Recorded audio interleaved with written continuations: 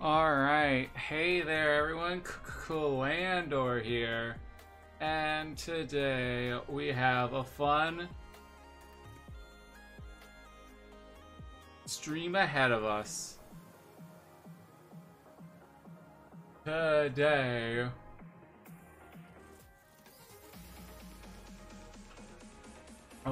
today we are playing some Minecraft, yay!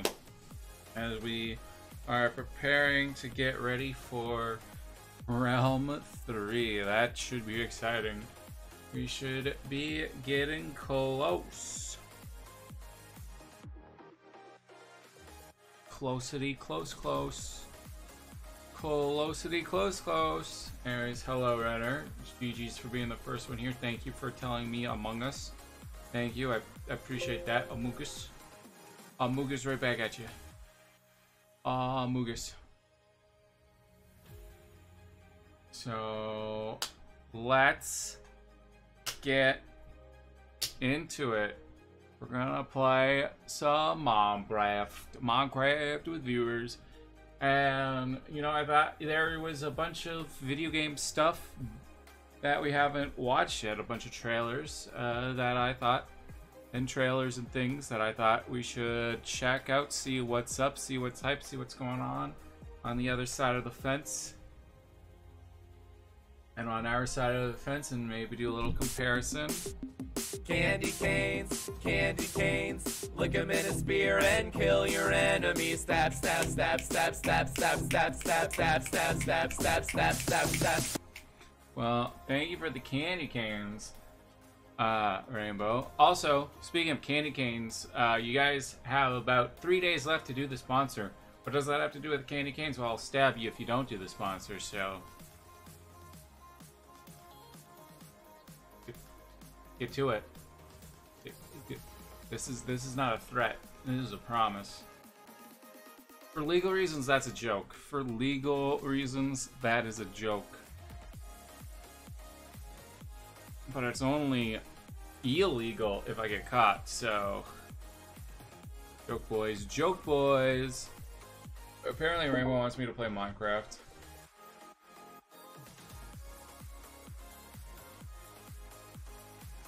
Join me. Join me. Maybe I will. Maybe I will. But we still gotta do the intro. So yeah. Just gonna check out some stuff. There was some things that I wanted to check out, like the new Indiana Jones game has a big preview thing. There's the new Snake Metal Gear Solid thing. We haven't gotten it. I haven't checked out. No intro ban. Why? A new update on Minecraft. There was like a week ago, or 2 weeks ago now, something like that. No bingo. What do you mean no bingo?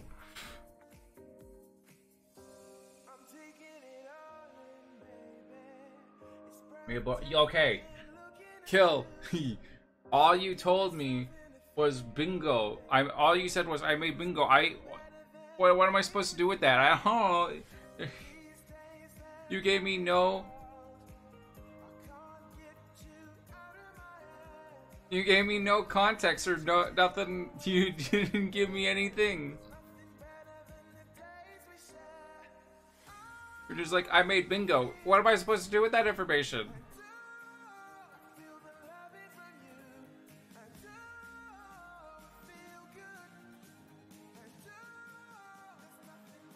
All you said is I have a stream idea for you too. A couple idea. I made you a bingo board. Okay. What does that mean? I don't know what that means.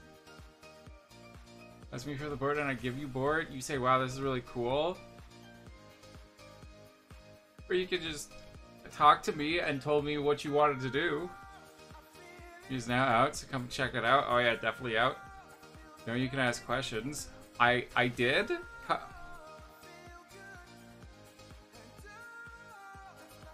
You said, so we doing bingo tomorrow? I said maybe. I don't have any details. That's basically me asking you to give me some details about what you want, but you never replied. You never replied. Like, what does the... I don't know what the bingo means. I don't know what the bingo means.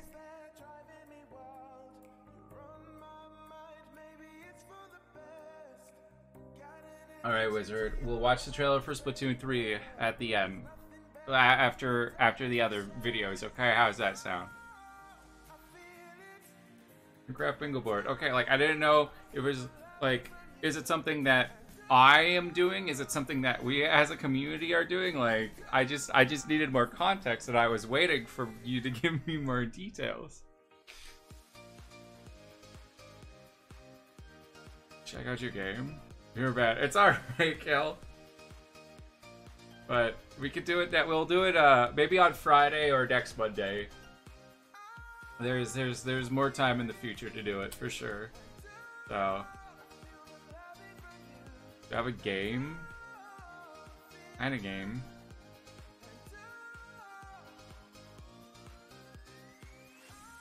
Home 3 is out though. I know more like Clanked or God. Oh, Wizard more like really good friend who would never make fun of me because we're such good friends.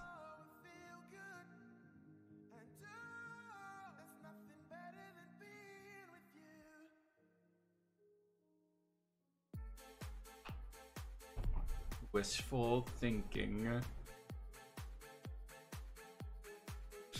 I'm always making a wish when I'm thinking of you. I always wish that Wizard will come hang out because he's such a cool dude and I like him being around because he's my friend. That's my wishful thinking.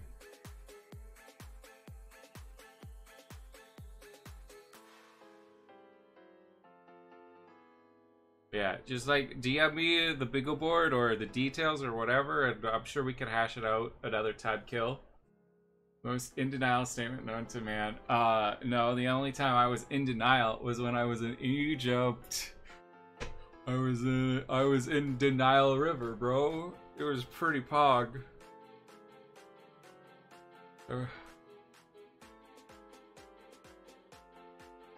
Please make it stop.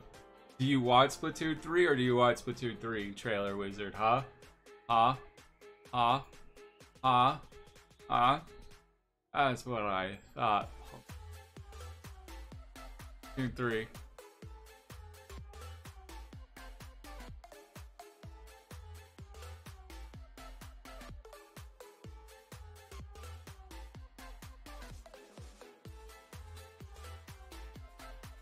I'm able to connect to the world, right?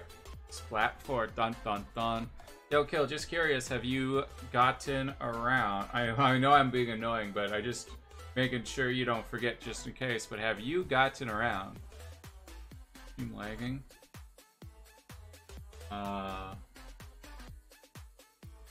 Just you apparently. But have you gotten around to the sponsorship? Bye. Leave your baseball. I'm for sure getting it. Nice. Remember, you got about 3 days left. About 3 days left to do it. So no super rush, but there is a bit of a ticking thing going on. I still need to stream the game one more time because I need people in my alliance to help me do raids. If I do 30 minutes of raids with my or something. What is it? I'm gonna go. Create an alliance and ask your viewers to join it and rally attacks on stream for at least 30 minutes. If I do that, I get like an extra $30. So I mean, $30 for 30 minutes. Got baseball right now. Gotcha. Well, go baseball! Woo! Sports. Oh, now Rainbow invites me back.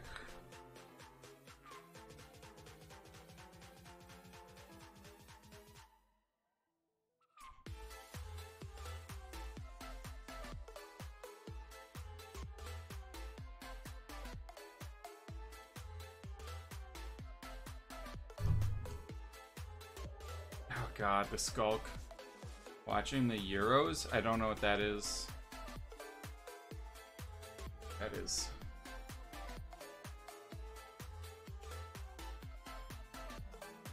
So anyways, fun fact. I made it to castle level 20 like 5 days with overtime. So if you started the sponsorship right when I had it, it's mid soccer. Ugh. So if you started the sponsorship right when I started the sponsorship, it's definitely possible. It was definitely possible to get to castle level 20 because I did it with like 5 days to spare. Rate your board? Did you send it to me? I don't have a...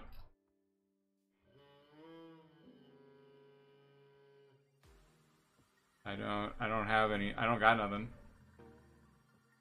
Oh, there it is. Bingo. Okay. I mean, not gonna lie, it sounds pretty tough, but doable. So, like, is it something that I have to do by myself, or like the whole stream, or?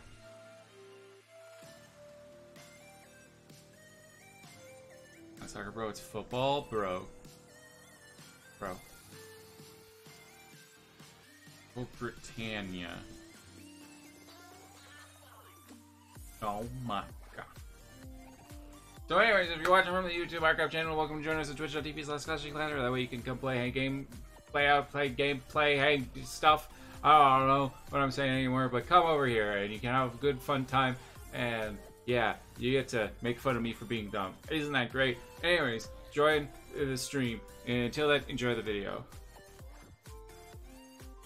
Here I end stream. I was literally, okay, well, your internet crashed, rip.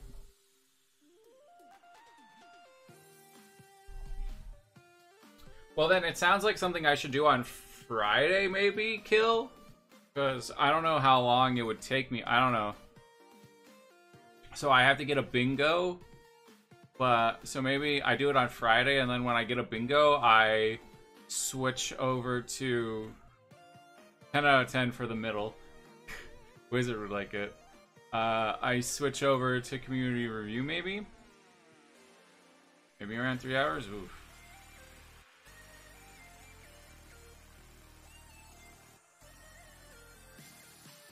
I don't care about real football. NFL kickoff in 10 Sundays. Rah!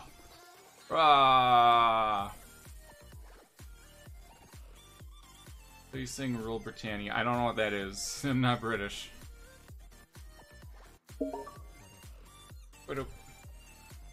Yeah, that's the plan for a stream. Play Minecraft. Y'all welcome to join. Gonna watch some video game trailer stuff together, and if you guys have any trailers you want me to watch, then send them my way.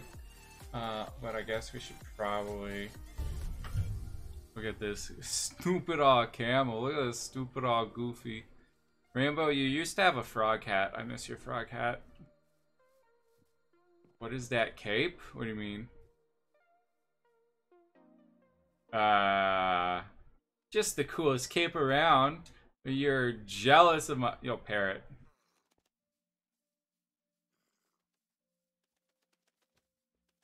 Dude, look at that cup over there. Dude, what is with my walking? Why am I so...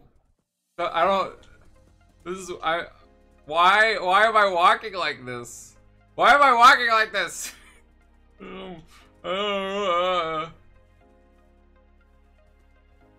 This is so weird. Look at the horse. Dude, he's like got a walking animation. Rainbow, what have you done to us?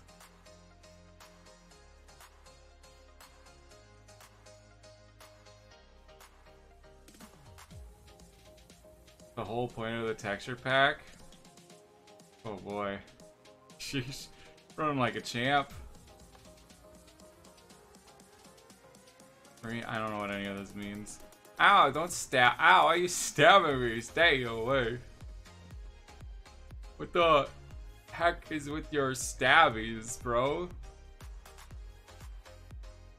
Dude, they're madman. They're madman. What a madman, Lamau. I can fly, idiots. Oh. There's like a custom flight.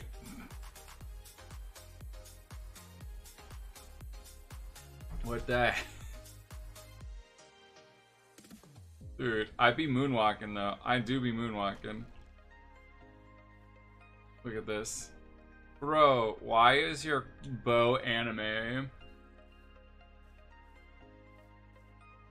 What general election? What? We need this on Realm 3? Do we? We though? I don't even know how to get this on Realm 3.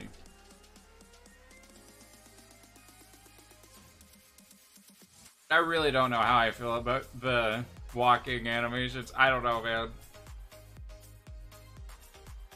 British. I do live in Canada, though. You're right. You can send me the pack. I see. I see. Oh, Rainbow's eating now. Are you gonna eat the parrot? Nom nom. I don't know. I almost feel like it's almost too animated. Like it's, Remember, there is no Tooth Fairy, and there is no Queen of England.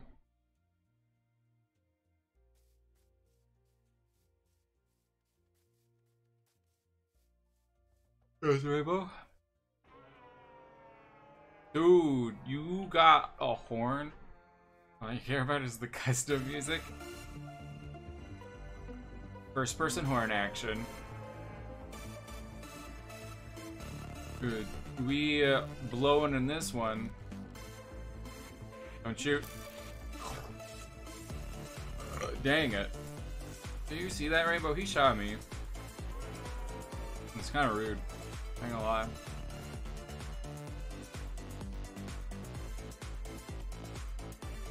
Rob is on his way. Yo, is that a giant dirt tower?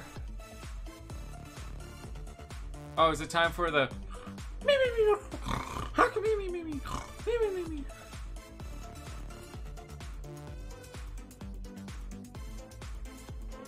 Why is there so many people in our alliance and GOG? I think there a bunch of randoms just joined.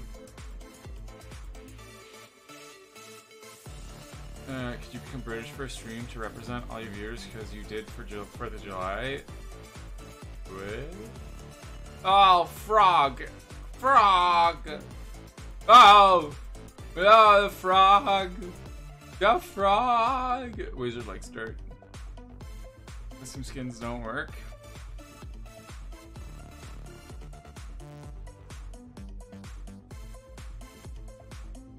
Is there a 4th of July equivalent for British? I guess any day that there's a soccer game.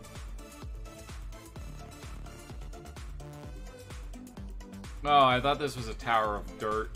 And it is! It's just a farm, though. You're not Skibidity Sigma. I don't want to be. I want to be Clandor, bro. Look at that bee, though. What'd the bee do? Yo, who remembers Bee Prison, though? The UK doesn't exist. Yo, Water Slide? Water Slide. Where's the cape? I don't know, man. It's a cape, bro.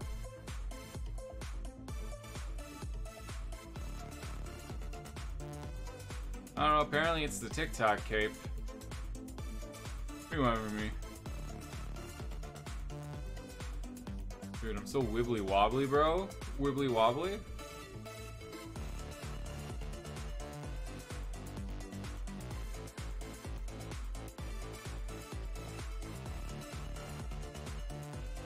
Oh, hey, you spent a lot of time in this world, it looks like.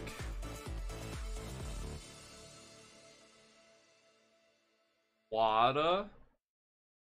There's whatever this is. Ice Palace! Renner! Renner! Rainbow stole our Ice Palace from 2.5. Do you believe this bullcrap? Our Ice Palace was stolen. Ah.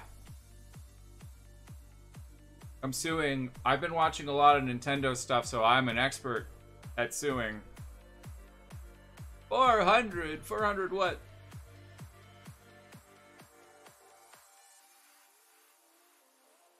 Also, I don't know if this is what Rainbow wanted me to do, but I'm just totally just exploring this whole world now.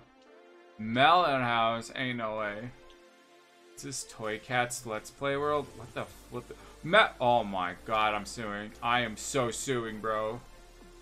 July 1st, maybe, possibly, hopefully. Planning on getting Realm 3 out for July 1st.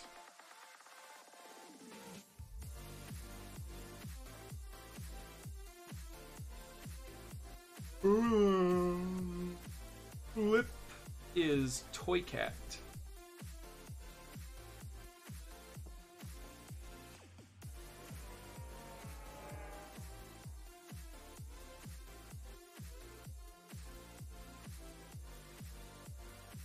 Looks like our house in Hollows Heights. Bro, I'm suing. I am suing. Bro, I am so suing.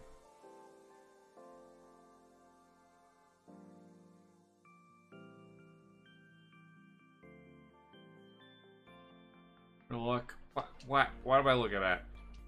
What am I looking at?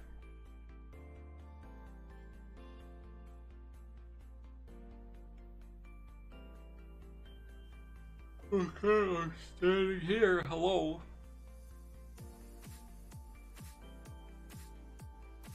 You're so jiggly and bouncy. I don't. Ugh. Yo, it's banana. It's banana runner. Alright, so who wants to hop into the realm though? Or is there something else, Rainbow? Your mom oh, yes. At least my mom knows how to English, so.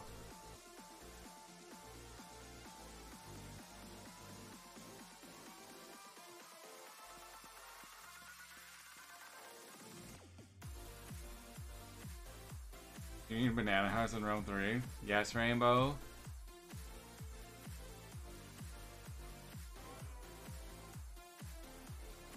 We can't fall down. I fell down.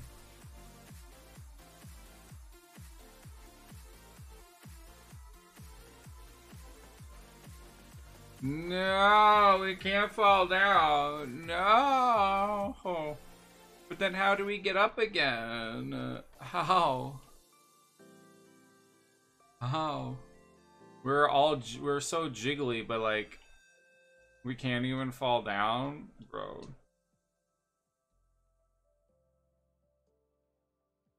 What a bunch of cringe, bro. Yeah, I broke a block. I'm grieving in Rainbow's world.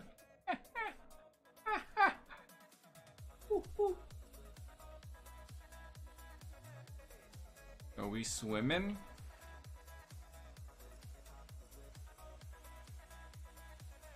There's an... Oh, there. What? Rainbow, I'm crawling underwater. Rainbow, what is this? Rainbow, this is not how swimming works. I'm sorry. Sorry, but this is not how swimming works. Rainbow. Hello, Mercy. Where am I now?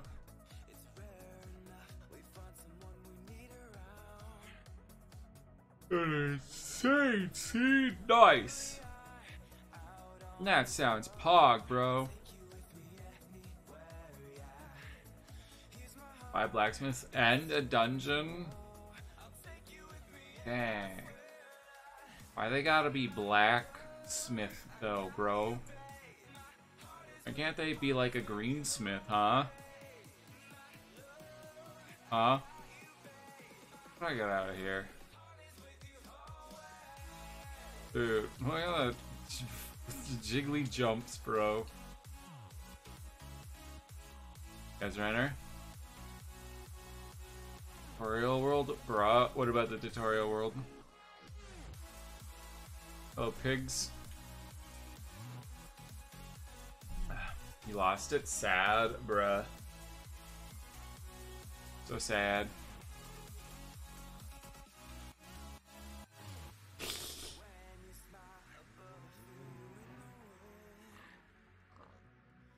Dude, what is with these cows? It's like they're walking like they're important or something. Like they got places to be. I don't like it. Rainbow Super. Follow Toy Cat. No, you can't make me. Money. Woofia with the sub. Can we get the sub hype? Hey, Wolfie, do you think it's too late for me to get the final shape badge? But thank you for the sub. We get some sub hype, y'all. Sub hype. You get to keep your ghost badge. Yay.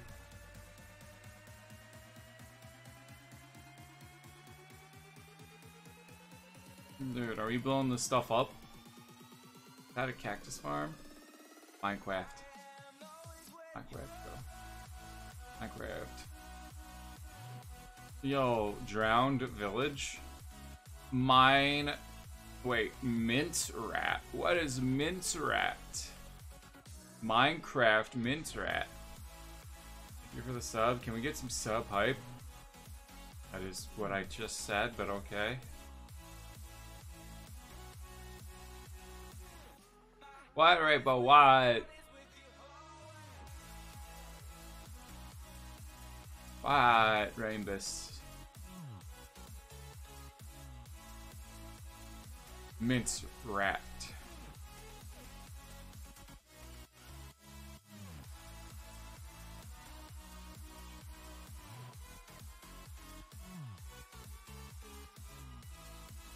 Look at their eyes.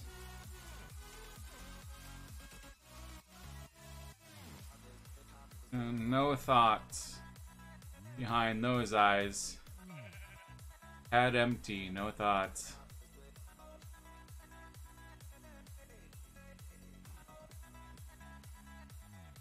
Dude, he was what?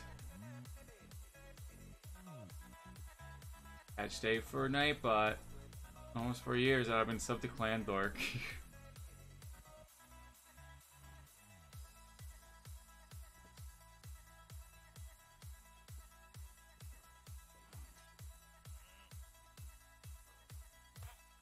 Oh boy. Saw a murder happen in front of my eyes. Oh my god, the villagers are so scared.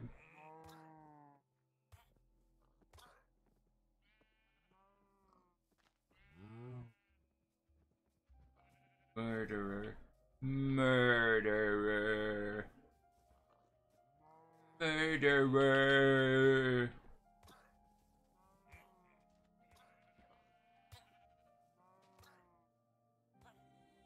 I like how there's a murder happening and this guy's just chill. He's just like, yeah, well, what about it? It's not happening to me. We've got some wonky arms, bro.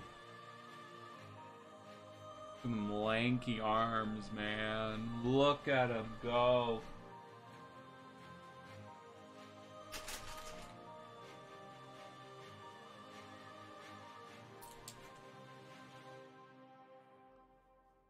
Anyways, don't forget, you guys are welcome to join the realm if you want. Everyone is welcome to play in the realm. Ain't that right, Iron Golem? Iron Golem Gaming. It's a fight. Let them fight. How many wardens are Iron Golems do you think it would take to kill a warden?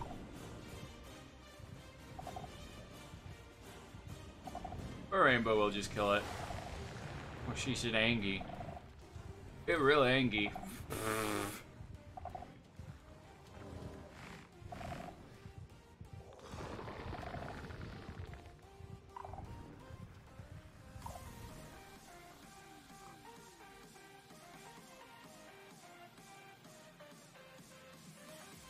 Hello, Mr. Iron Golems. Yo, free run flash, let's go. Oh, we gotta fight. It's Avengers Endgame. Oh my god, he just killed Bucky. Oh my god. Oh my god, there goes Rocket. No. Oh. Oh, they killed Thanos. They did it. And they did it with 50% more than 50%. Woo! Let's go. You looking goofy. Oh, Mr. Parrot. Oh, Mr. Cow. That is an angry pupper. Why are you so angry? Oh, he looks so happy though. Oh, you can't hit his tail? Lame.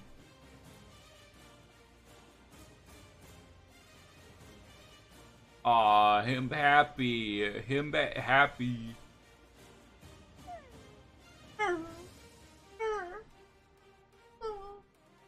Pork.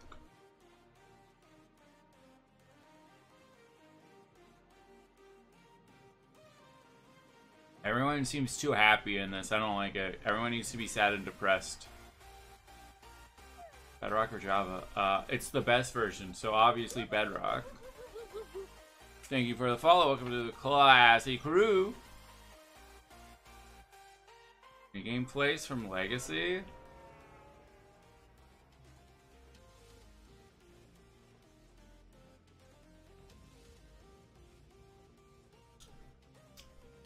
Interesting. Interesting.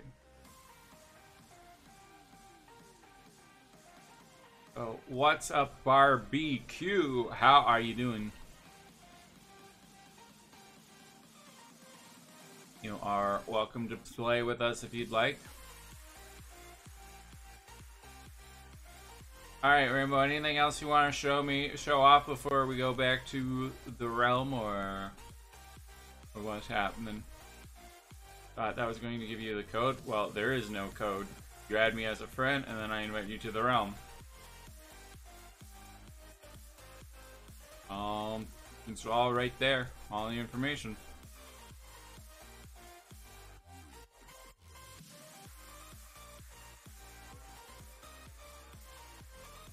Look at that dumb horse thinking he can swim. What a dumb horse.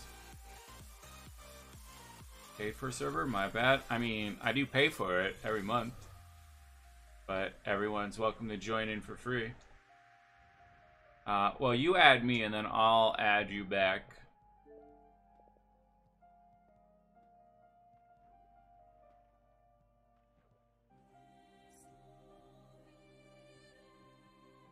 Yes, Rainbow? Oh my god. Rainbow's got a gun! Except it's a trident. It looks like you're spitting it out of your mouth. Dude, you got that Hawk Tua ability. Sheesh. Yeah, dang, I can't believe they added Hawk Tua to Minecraft. 10 out of 10 update. Yeah, your mom put... okay, well, alright. Okay, I'll try then.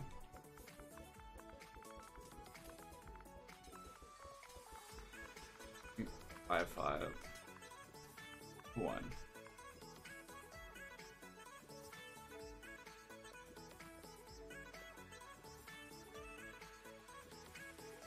Come on, come on.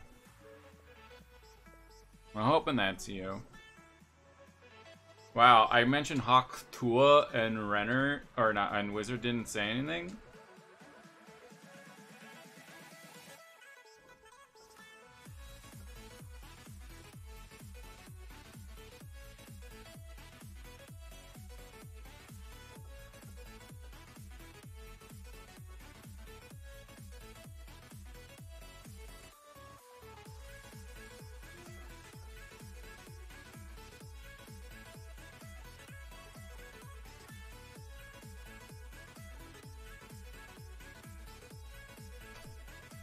There is a funny meme in the Discord.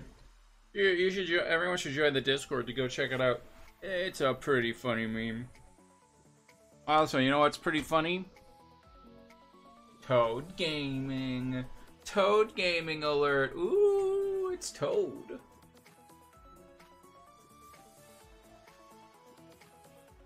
I would like to collect amiibos again, but they're just so dang expensive. They're so dang expensive, man. Oh.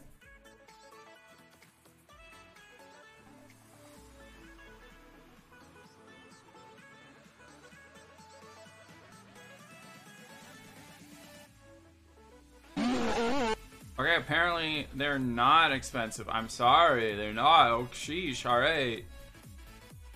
My bad. My bad. Sorry.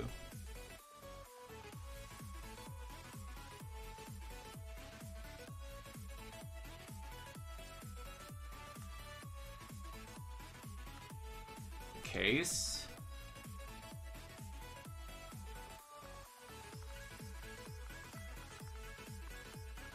Alright, well, Dion has been invited to the realm.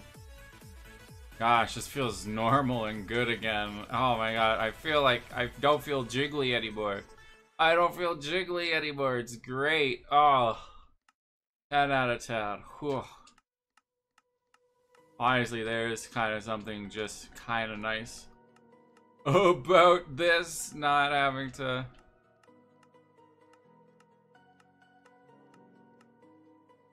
Rainbow, why it say you playing Plants vs. Zombies? Rainbow. Are we making the McDonald's? Yes. When we clean up the skulk, bro. Gotta clean up the skulk, clean it up. Skulk is out of hand, man. Oh. Nice. Alright, so I'm thinking we make the McDonald right here. And we can put a big ol' M right there. Boom. Boom, you know? And this will be... No! Why did you break the entrance, bro? The entrance. Steve? No, you're Steve.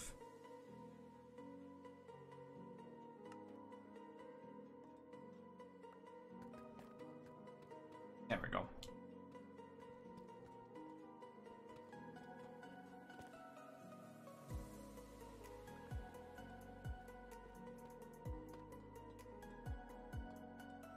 Now it's dark again. Hop on Realm, Robert. Anyways, whilst we do this, I have some stuff I wanted to watch while we do this. So, yeah, so, boom. So here's a bunch of these are basically all the trailers that we haven't really watched. There, I don't know if it will do the Warcraft stuff or this thing, but I feel like we should at least do the Indiana Jones and the Snake. And obviously, we should start off with PlayStation and see how embarrassing PlayStation I'm Asad is. Kizilbash, head of product at PlayStation Studios and head of PlayStation Productions. Let's see. I'm here to welcome one of the newest members of the PlayStation Studios Let's family. see just how actually sad this was. This team brings together some of the most talented developers in our industry, with an incredible pedigree in the online multiplayer space. Now, where's the broken we ice their machine? First game, Concord, last year, and today they're revealing gameplay captured in-engine on PS5. But first, here's an extended vignette introducing some of the cool characters you'll find in Concord Galaxy. Started off with Concord? This is what they started off? Why does this not have any... Uh-oh. Uh-oh. Uh-oh. Help. Help. PlayStation, help. Concord, help. Help. Dude, they really thought this, like, all their budget was the trailer, apparently. Dude, Suicide Squad video game looks better than this. Or I mean...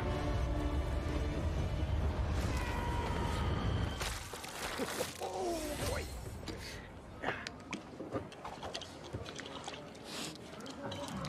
Yo, I'm gonna go say... Yo, nice M, though. I'm gonna go say hi to Metal Doggo. It was a spontaneous, creative decision made after years of careful research.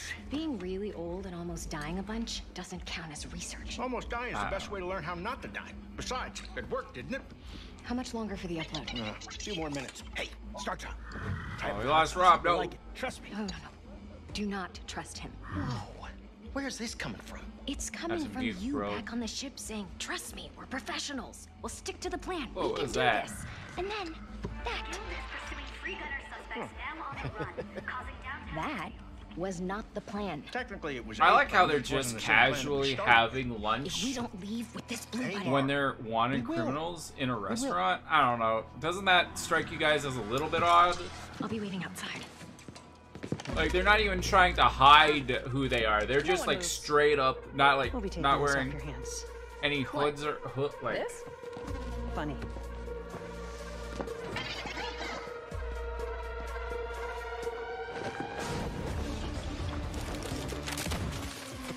Ah, the hot sauce. I feel like it would have been more effective to just shoot a person instead of shooting the hot sauce. Like, why not just shoot someone in the head instead of... But, okay. Wait, what? Where's the rendezvous? I didn't catch that. Copy that, Bill.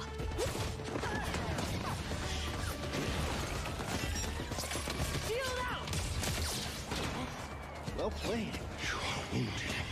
Fine. I only got one of my legs. How are those hands? Going back, Rob. Oh, this thing is cool. How bad is it? You're How still long is mad this at me? in here? I mean, I will give this game something. It does have Big Bobot friend. I do like Big Bobot friend, One off. though. This is you. I'll give him that.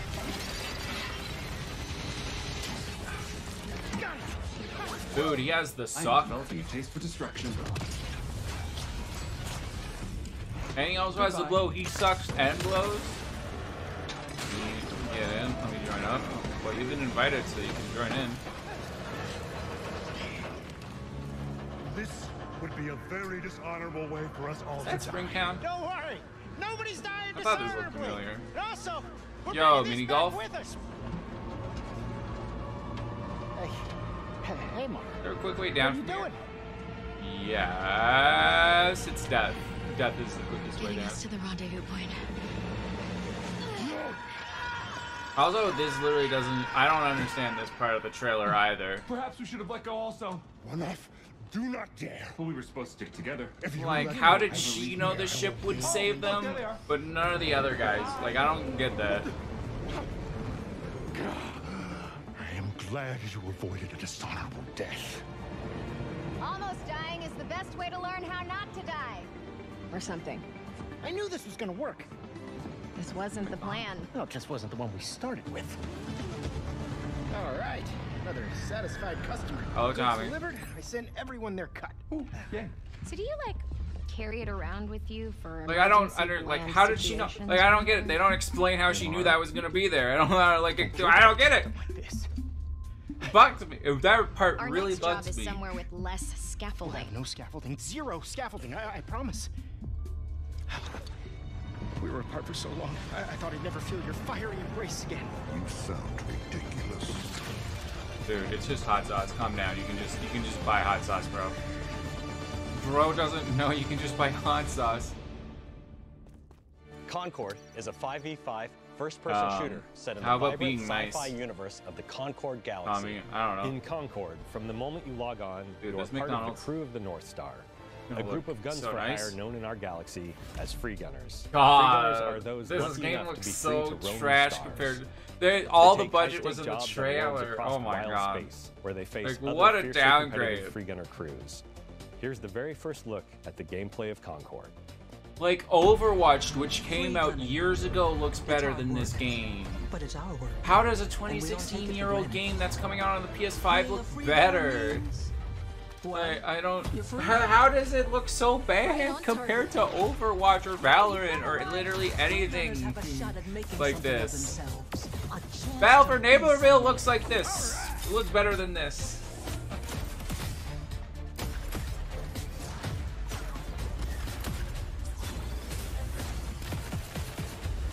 Need a second to fix I myself. don't know, maybe the game is super fun or something, and like, maybe sometimes a game's trailer doesn't really do it justice. And in the wild, So it could be fun, but God, this just looks like boring Overwatch, and I'm already not the biggest fan of Overwatch. Finally, to battle.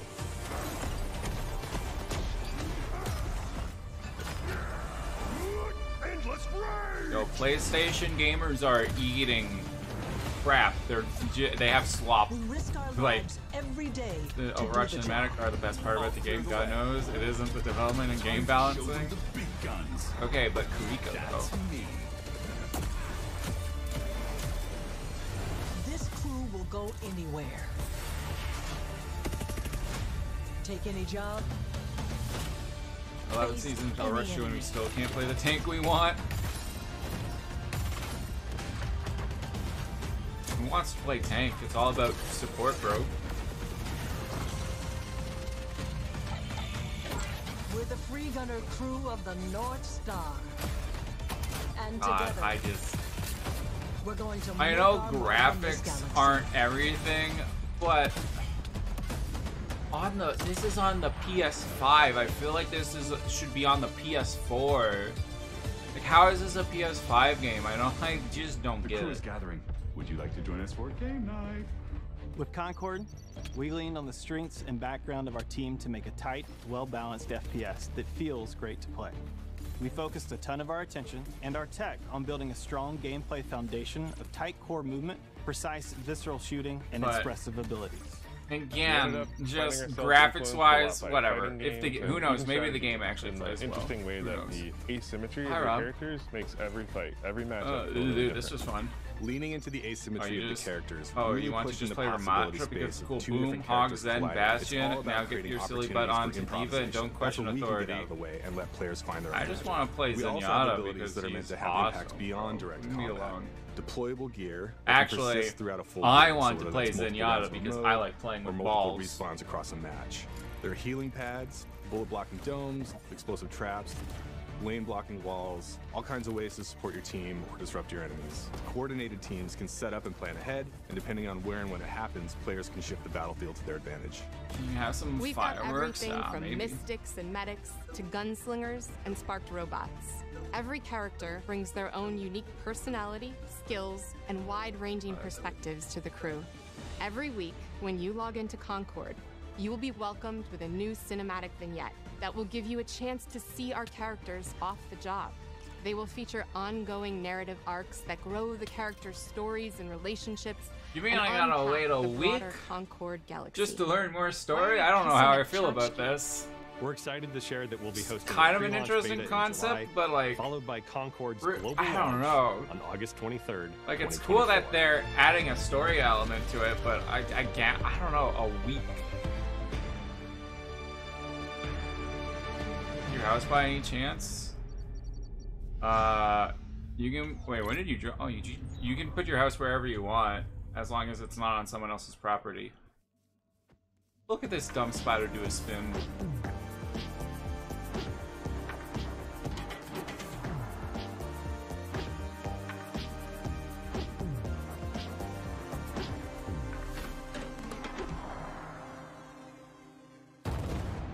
You seem like a calm and dude, new God of War game? New God of War? They're doing it? They're finally oh my god, it's finally a sequel? No way. No way, I can't believe it. You don't really want war. Oh no, it's just an old God of War game coming to PC.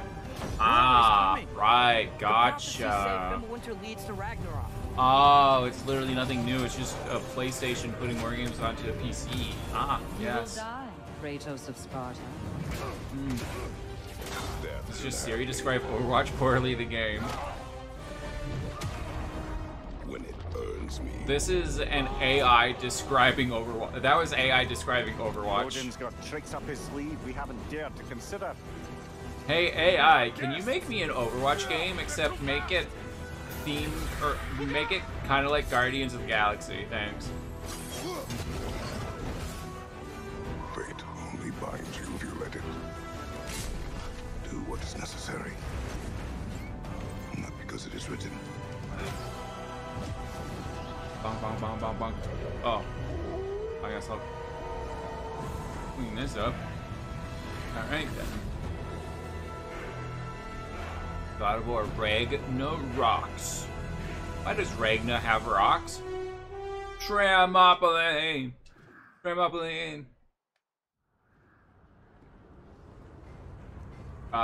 Yeah, you can play on the server when I'm not streaming for now, but soldiers while we and officials wait for round alike 3. Oppress the people for personal gain, and the people must turn to thievery for food. You read the Perhaps rules, this is but you only heaven's way read of the one limiting thing, the so state did you of the really land. read the rules? Men are powerless at the feet of the divine. But even so, someone must act. Dude, I sent that zombie flying. How did I send that zombie flying so far?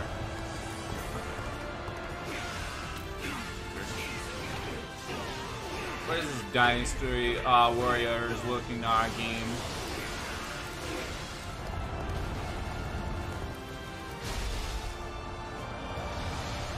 I mean, we're having a special limited thing right now where everyone can play on the realm for free.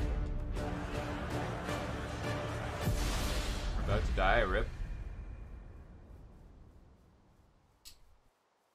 I mean, that just looks like a generic Dynasty Warriors game. I mean, I like the Dynasty Warrior games, but... I think I was dreaming. It wasn't a dream. What in the Wish.com Final Fantasy is this? The path of a stylist is never easy. So, are you ready for it? What in the Super Mario Odyssey music is this? Ready.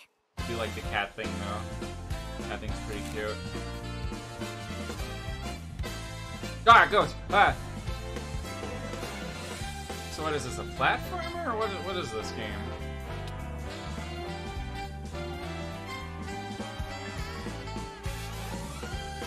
This is like Final Fantasy if it was a platformer. Okay, now there's a little bit of action, it looks like. What is this game? What are you? Phantom. Dude, what is this, Pal World? Look at those fake Pokemon. Gosh, there's a lot of zombies.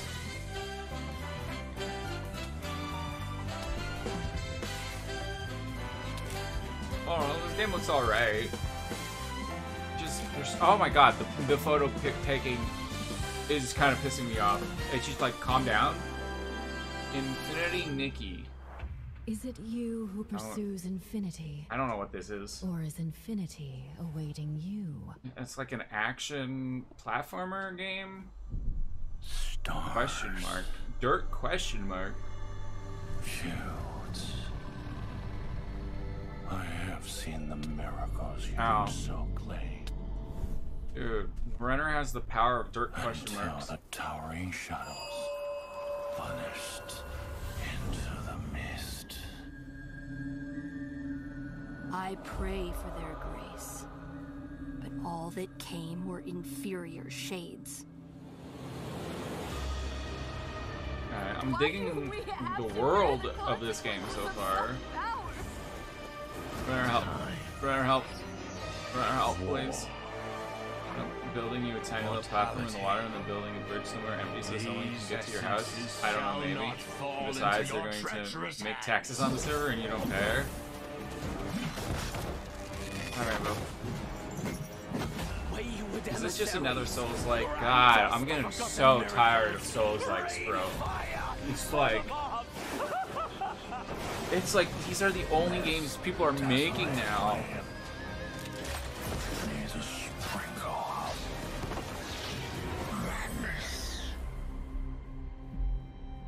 God, it's like they put in a bunch of like cool, unique world building, and then they put it in a dumb Souls-like, and it's just like, ugh.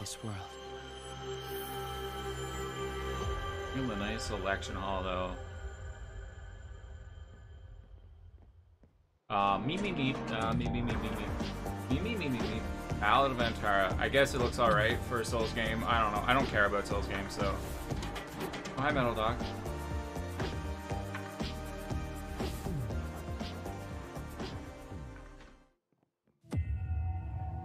Skydance. PlayStation VR 2 and PS5 console required. I thought I could be a hero and break the curse. You know what I don't like about the PlayStation VR is you have to have a PlayStation console to use it on like MetaQuest. You just need like the MetaQuest. You don't need a PC, right? Granted, I'm pretty sure the PC makes it better, but still. Among us, thirst for death. Like, how much is a PSVR? It's pretty expensive, and then you know, oh man. I will say for a VR game, this looks kind of cool so far. Then again, I don't know much about VR games. I don't know. Oh, he's big. The poison in my veins begs me. $400, not including the Walmart website. It said it's literally $500. Jesus Christ, what of my paying for Gucci? Yes. Make them games itself. Do I make Bitcoin? God is immeasurable. Apparently there's an update, or is an update coming for the VR where you can play PC games as well on it. So that's something cool.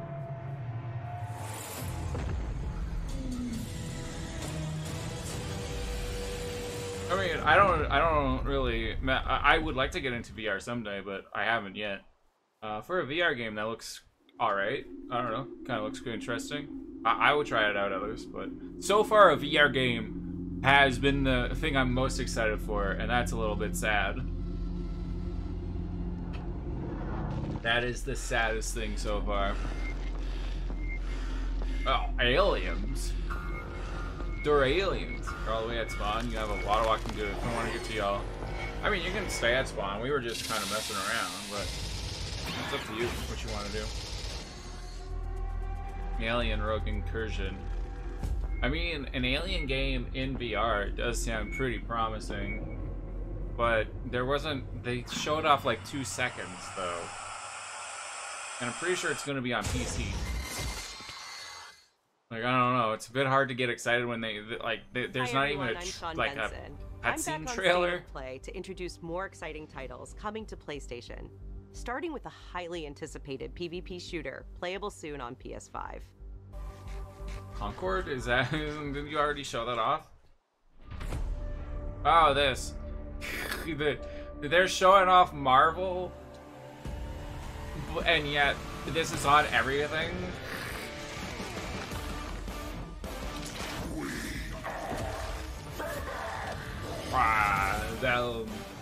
All realities converge here. Destiny awaits. You can also use the teleport as well if you want to move around quicker. If you don't want to walk. Stronger together. That's supposed to be Thor, or who is that? I don't think that's Thor. I thought it was Thor, but he's got like a staff. So. Who needs a power-up? Free fire zone. I'm way more excited for this than I am Concord, and this is free. You have to buy Concord. Concord costs money. This honestly looks so much better than Concord, right?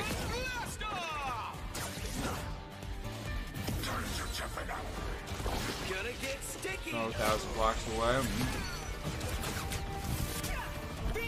Also, Storm looking good, bro. Oh, smash what?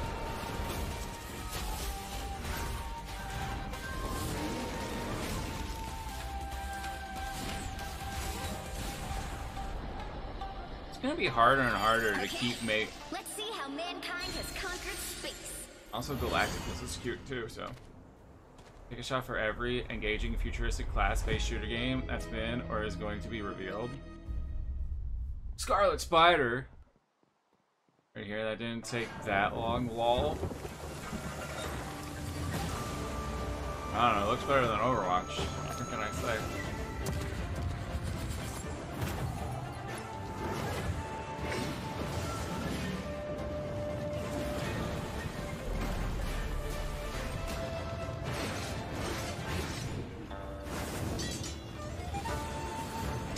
we're at Cake House. Cake House. Dude's at Cake House, bro.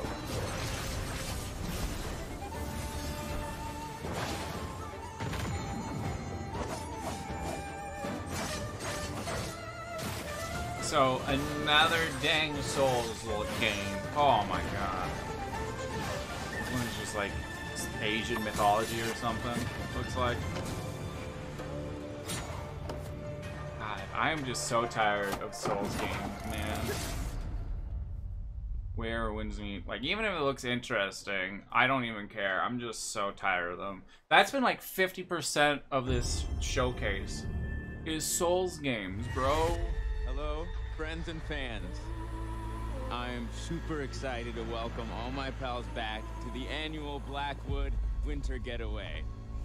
Oh, nice one. You can't hide from me, Michael. Oh, you're going down. Oh! This is that one PS4 horror game, right? I forget what it was. That we're all and I have no. It looks so meh to me. I don't know. Apparently people really liked it, but I watched Let's Plays of it, and like I was always like, let's make this one trip we will never forget.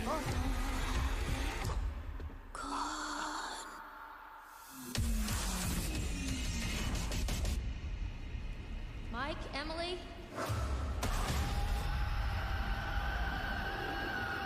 Got a Wendigo in it or something, right? Oh, Wendigo. I was down there. You were? It was horrible. I don't want to make hasty decisions that get everyone killed. We should stay put right here until dawn. Until Dawn, that's what it was called. Until Dawn. Oh, I died. Isn't this just the first game, or am I very confused right now? I feel like this is just the first game, though, isn't it?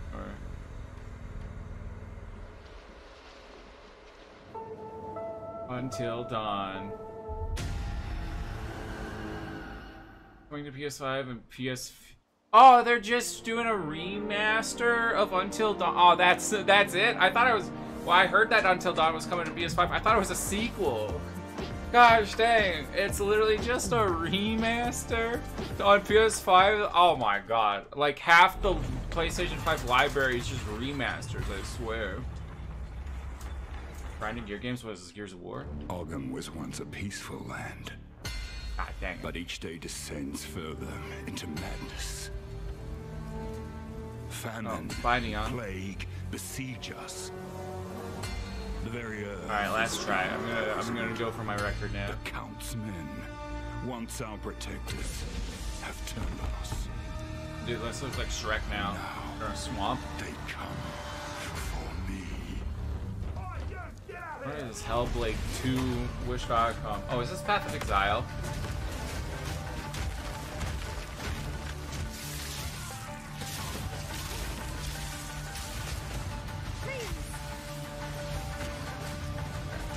So, Xbox has had Path of Exile for so long now. I must be the one. This makes no sense. How the hell? It's also snowing. I gave up. This is enough money. I mean, if you want some help or a teleport, we can help you out. But I need not do it alone.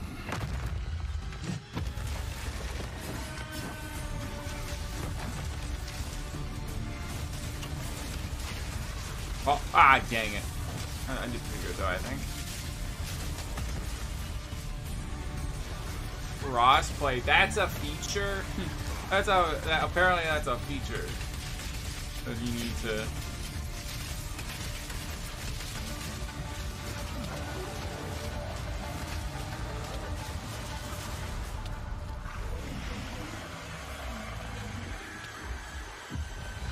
Okay, so one of their big reveals is Path of Exile, which has been on like everything else. Pokemon Herald. I mean, BBQ, if you want to teleport or some help, we'll help you out. But, I mean, it's up to you. God, this state of play is so depressing so far. Excuse me. I'm sorry. I was just... It's okay. I didn't mean to scare you. Alright, good talk, Noodle. I'm kind of lost. What is it, Silent Hill? Looking for Silent Hill? I think you should stay away. This town, there's JK, you're already in. wrong with What? it? Is it dangerous? Maybe. I'll be careful. I'm not lying. I guess I don't really care if it's dangerous or not.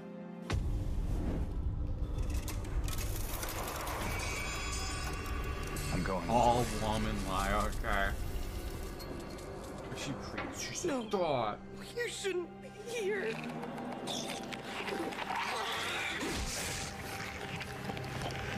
Wasn't there a demo of this or something, or oh, wasn't there like a Silent Hill something last year?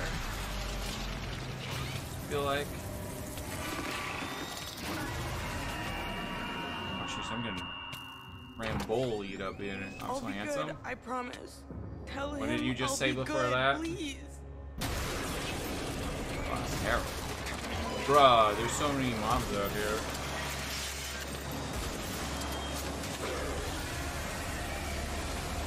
No.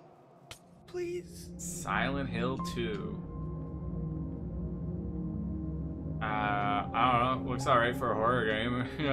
I know a lot of people really like the Silent Hill franchises, or at least like the PlayStation 2 games. Capcom announced this next game last December, offering just a glimpse of what's in store for their celebrated franchise. Today, I am so excited to share the first full gameplay trailer for Monster Hunter Wilds. Daddy Pyramid Head, though.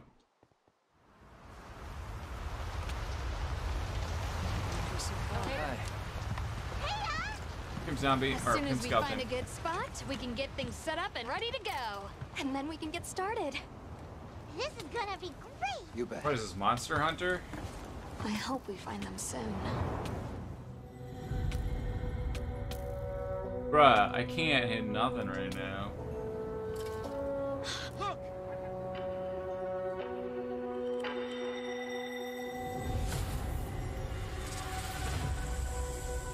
Yeah, that's gotta be Monster Hunter. I've never heard of a Karatnoth herd this big before.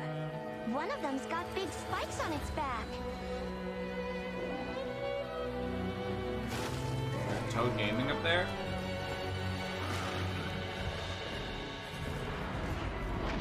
So, another game that's coming to like PC and Xbox as well.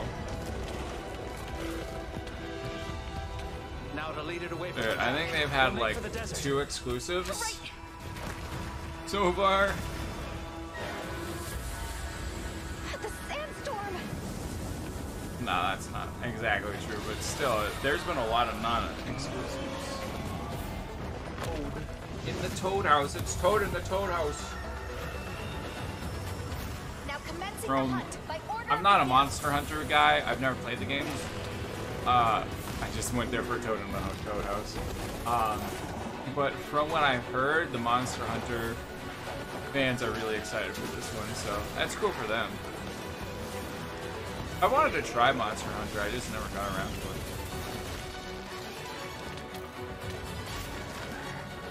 Feel bad for Todd? Why? Stuck there with me? Okay.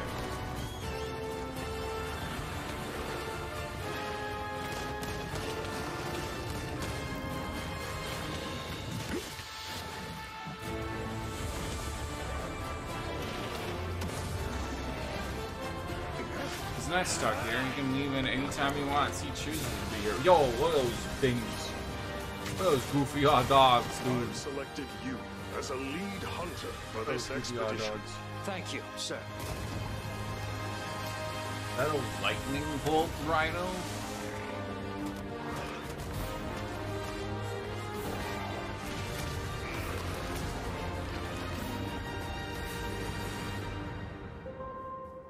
Monster Hunter Wilds.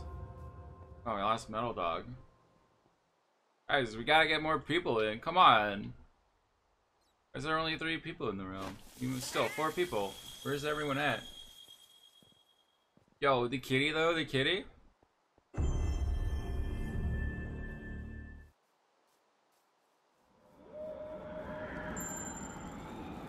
Sobi. Is this Astrobot? There it is, Astrobot. The game nets. kind of neat on PlayStation 5. So they're finally doing it. They're finally making a sequel. I'll just get you for no reason. I mean, it sounds like you had a modded hacked item or something. I don't know, I haven't been paying too much attention, but...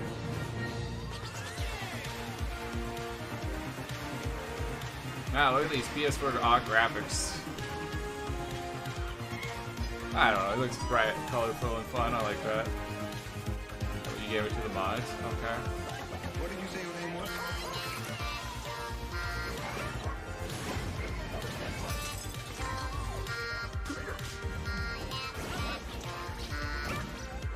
This looks like a 2-hour DLC game. I don't know. I mean, I hope it's good. Apparently people do like Astrobot. Like, it's one of the only good PlayStation 5 games out there.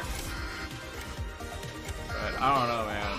This just looks like 2 hours of DLC at best.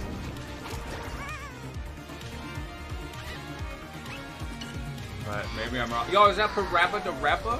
Dude, are they gonna bring back Parappa? Like your Dr. Pepper in the freezer? Dude, I did that with Rockstar one time. It had a oh my god, I left it in there for so long. And when I finally brought it out, was that a Donkey Kong though? I thought I saw Donkey Kong. When I finally brought it out, it was wobbly because it had like a ball, it like exploded the bottom. It was wobbly. Dr. Pepper Popsicle? Dr. Popsicle? Yeah, I thought those were nuts coming out of the ground at first. Alright.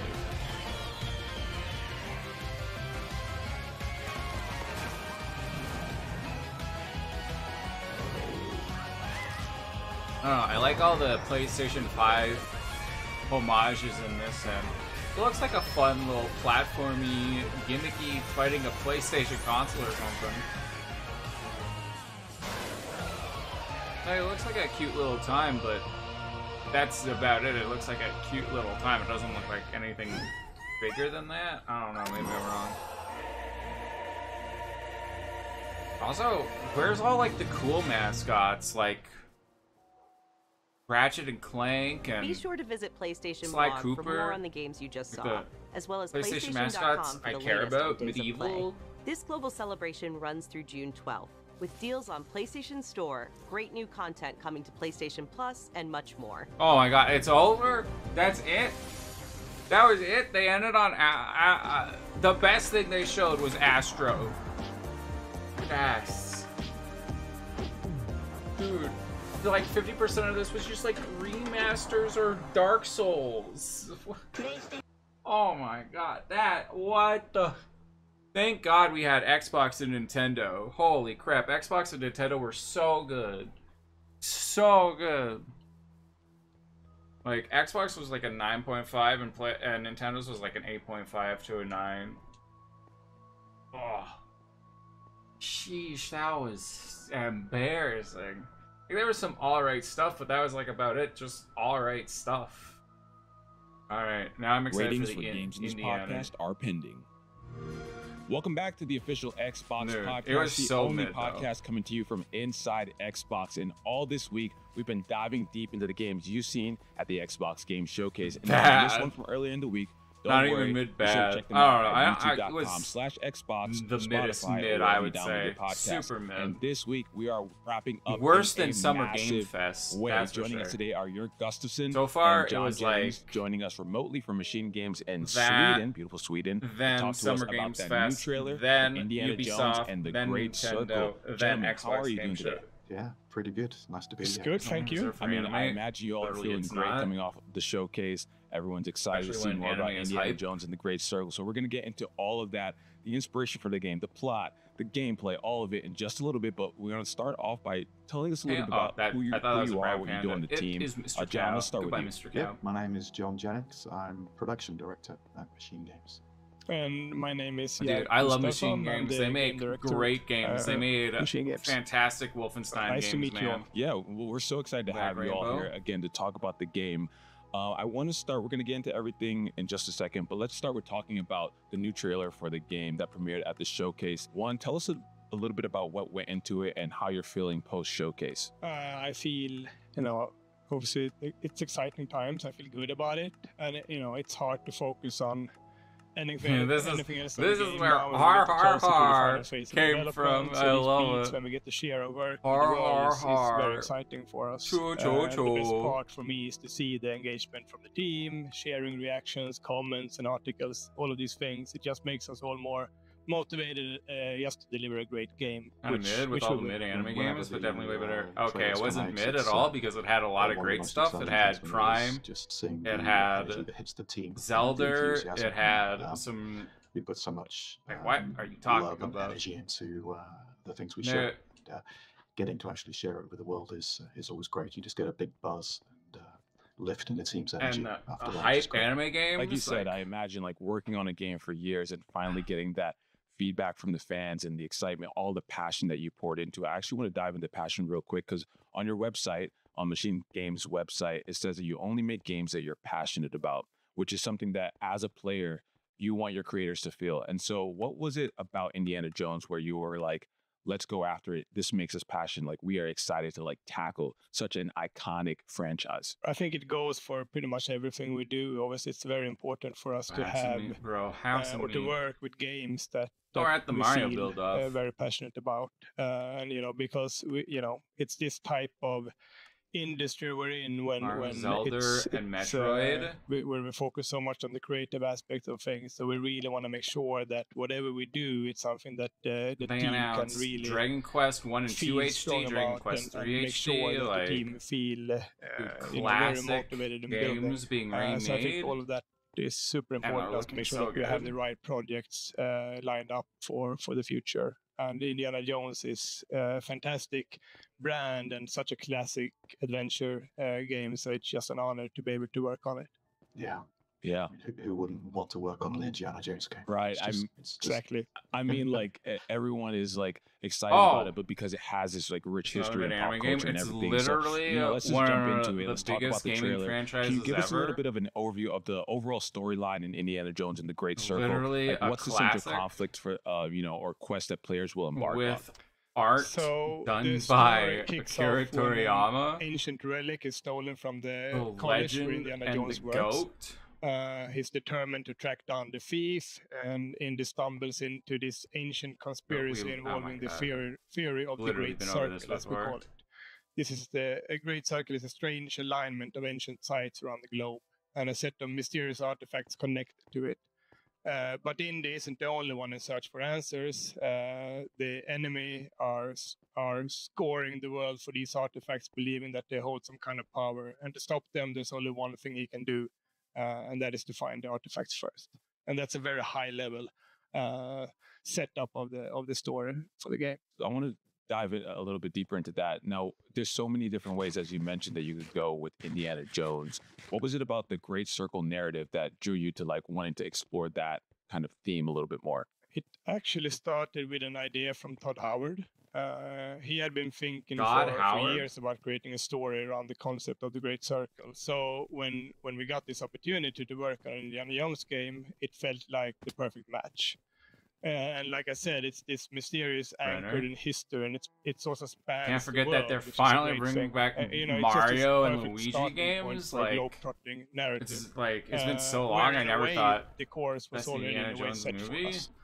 And Crystal exploring Skull, obviously. the meaning of the Great Circle and how we could use it for an intriguing story has been really fun as well. It's especially the process of figuring out why the probably guys the are first pursuing one. the truth about it and why Indy is trying to stop them. And this specifically is something that we always put a lot of effort into. It's been a while since I watched them, so I don't know. Our hero's own personal journey. Even the decision to do first person, right, for example, and really basing the player I haven't seen as they are Indiana Jones. We'll talk about that maybe a little bit later. But that one, so. Exactly what you said, like those kind of narrative decisions and making sure the player feels like Indiana Jones is pivotal to that, and making it an authentic experience. Can you talk a little bit more about the prep? What a jerk! Obviously, this is a IP that has been around for decades at this point. So you obviously want to make sure you get it right. Can you talk a little bit about the prep and research that went into making sure that you were bringing an authentic experience? in this case, of course, we had a lot of materials to go through, and we spent countless of hours just rewatching the films, especially the 2 movies I think that are closest to the game, which is Raiders of the Lost Ark and The Last Crusade. And looking at the movies both from a broad stroke perspective, I think people are just excited that Prime actually finally got a trailer. Scrutinizing them for details and the small hooks that are key to the identity of everything that is Indiana Jones. And in addition, then we have one of the best resources through our partnership with Lucasfilm Games, and working together with them on this project has been invaluable. Just this cave of knowledge about the character, which has been fantastic. And Lucasfilm has been excited about the project from day one and have been incredibly supportive and helpful in bringing the story and the character of Indiana Jones to life through not just our story, but also through gameplay. Yeah, it's been great having access to writers, art directors from Lucasfilm, people who've worked with the I'll take the shortcut. Indiana Jones property for decades. Having their input. I mean, some of these people know everything that could be has ever been written. Fall. No! Having them to bounce ideas off. And then too. Hugely invaluable. I mean, our own writers are huge indie fans as well, and just been scouring all of the the countless wikis that are out there written about everything, all of the comics, additional books, and so forth, just to build their knowledge. Other things as well. I mean, we managed to get access into some of the Lucasfilm archives as well, which has been for indie fans has been an absolute dream come true to get access to some of these things that not so many people have seen. But our artists have been wanting to make sure everything is authentic as possible. We bought replicas of Indy's famous fedora made by the original hat makers. Come on! I can't the do original this. prop from the first film. Corporate recreations of his iconic jacket and so forth, just to make sure everything is absolutely spot on. Yeah, I mean, I don't envy you all. Audacity, the creative audacity to go after such a franchise, but then the pressure of knowing like we can't get anything wrong. If someone's playing the game, who's seen every movie, you mentioned like going on the wikis, who knows everything about the game, like the pressure of that must be like overwhelming. But I think you all are rising to the occasion perfectly. And I'm thinking about the fact that you all at Machine Games have built amazing worlds, right? Like in your own right. But for this one, as we've been talking about, you're working with Lucasfilm Games. Can you tell us a little bit about what some of the differences are there from a storytelling perspective and a script writing perspective? Like obviously you're working alongside them, but does it help as a game developer to have that like source of truth versus like going super creative with the games that you've made previously? Yeah, it absolutely does. And it's a little bit different this game for us. This is not porn. Indie. All about it.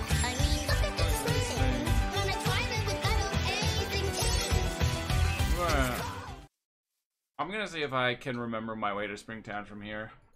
In a way, it's usually we are a little adventure.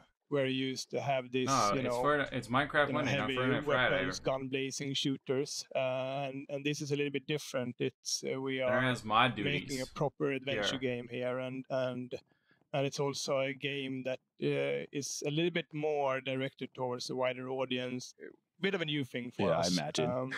Okay. And overall, when sketching out the foundation of what our gameplay was going to focus on, we pretty much always do this, but in this case, we focused a little bit more on it. We prioritized that we had to stay true to Indy's personality and who he is above all.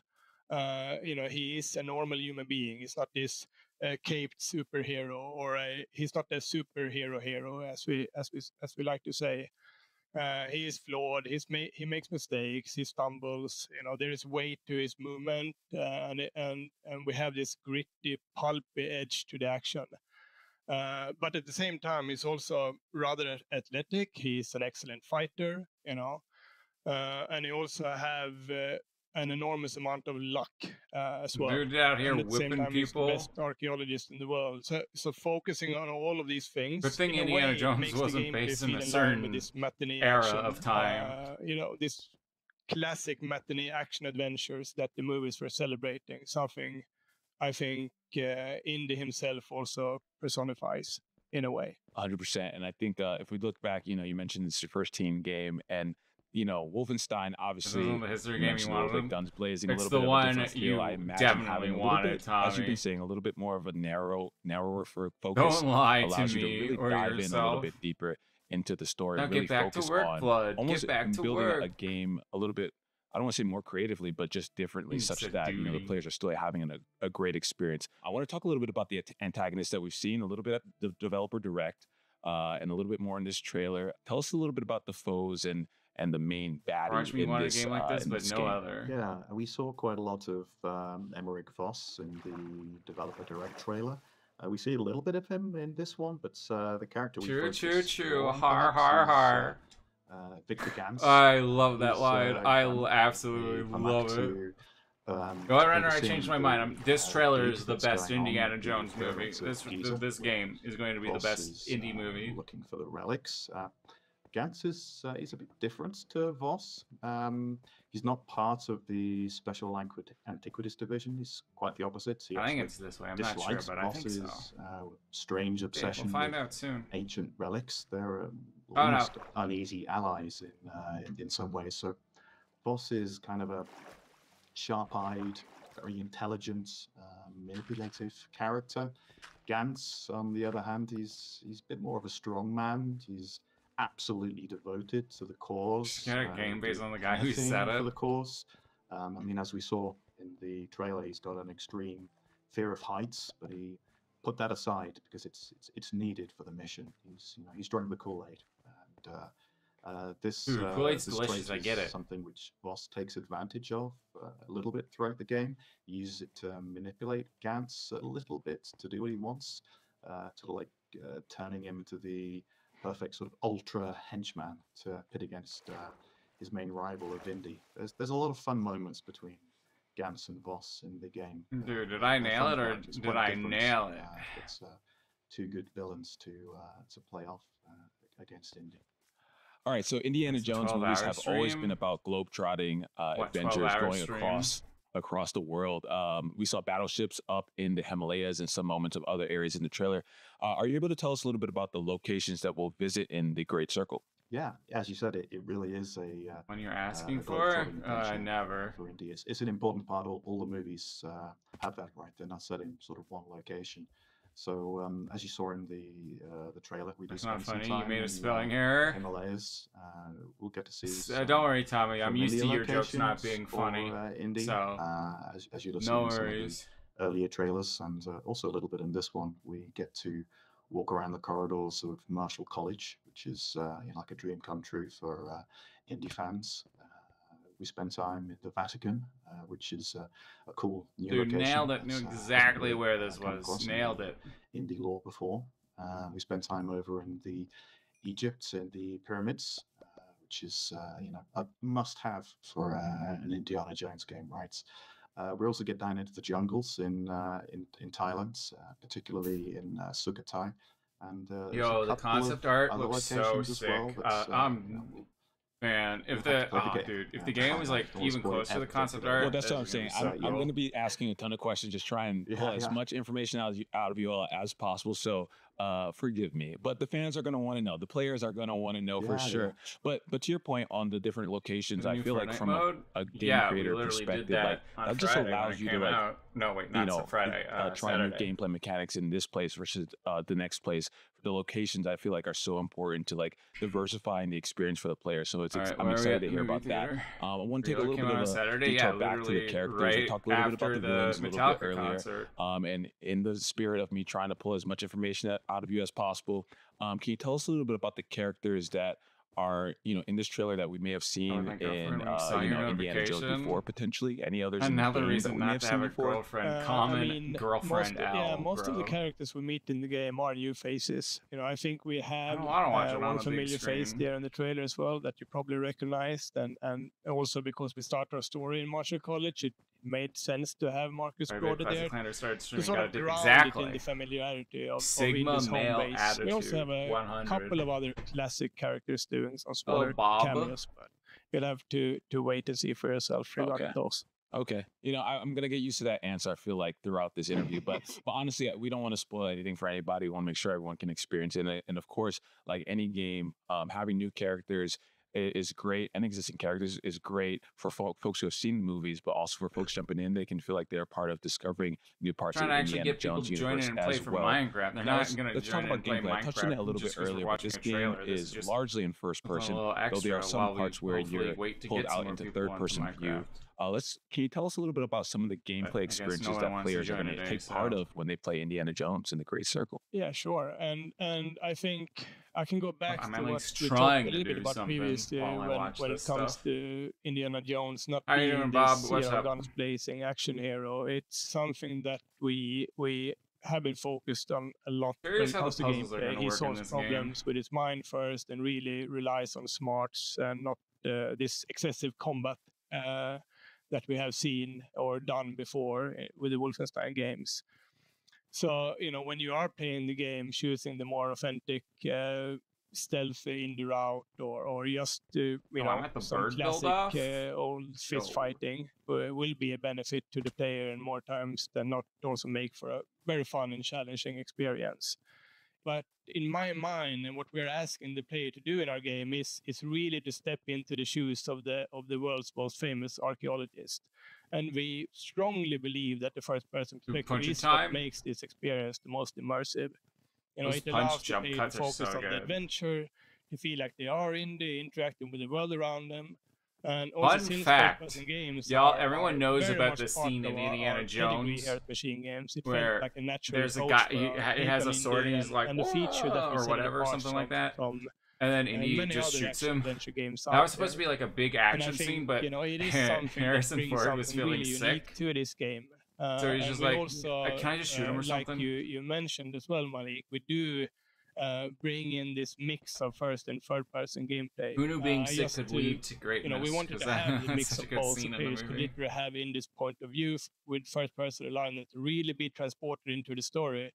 But at the same time, we felt doing third person was also important so that the player can see the iconic character. And just because of that, then we are using that perspective as well throughout the entire game. Yeah, I mean, I feel like the mix is so important, exactly to what you said. Like, you want players to feel like they are in Indiana Jones's shoes, but there are some iconic parts of any game where you kind of want to see the actual character that you're controlling. So I love that you all are doing that. Part of the reason the game looks so great was because visually it's a stunning game and you're just totally immersed. And so kudos to you all for just the design and also the perspective of the game. I do want to go to Indiana Jones himself. Now, obviously, when we saw at the developer direct, people heard Indiana Jones. It does sound like him. It does look like him, but it's not him. If you were to draw a line, I thought for sure it was Harrison Ford doing a perfectly aligned circle. It is actually one Troy Baker, and I think it was funny watching reactions to the developer direct because it was very clear that people were like,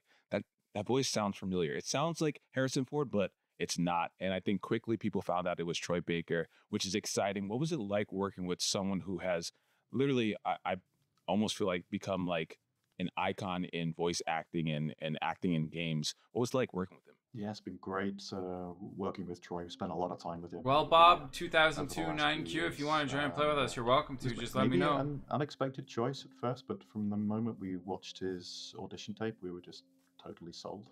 He's just a great actor. Maybe I should have done Indy's voice acting. Here, I'll try. He's just this. Ha ha ha! I think Jones, wrong character, but I think it would have fit. We've just been in a VO session recently with him, and he was improvising lines. Wouldn't Indy say it a bit more like this, or commenting on lines that we've written that we thought were, subtle Easter eggs just for the die-hard Indy fans, and he'll pick up on it straight away. Oh yeah, that's the thing from blah blah blah. He just knows it. It's not faking it, but and it's also not just the dialogue as well. He's it's not just a voiceover actor. It's the full thing. We do full performance. Yeah, I'm not going in there. The body, the face, and the voice all recorded at the same time, and he's got the physical acting nailed down as well. He does a really, really good job of capturing the character of Indy, specifically as well. I mean, his character in the first few movies, the earlier ones, which is where our game is set, of course. He just does it perfectly. It's been yeah, so much fun working with Troy. Really, really good actor. Yeah, we really found the perfect person with Troy Baker. He just Dude, how captured cool would it be the if this Ferris heart of the wheel actually character so worked? good. That'd be So so we're cool. super happy about it.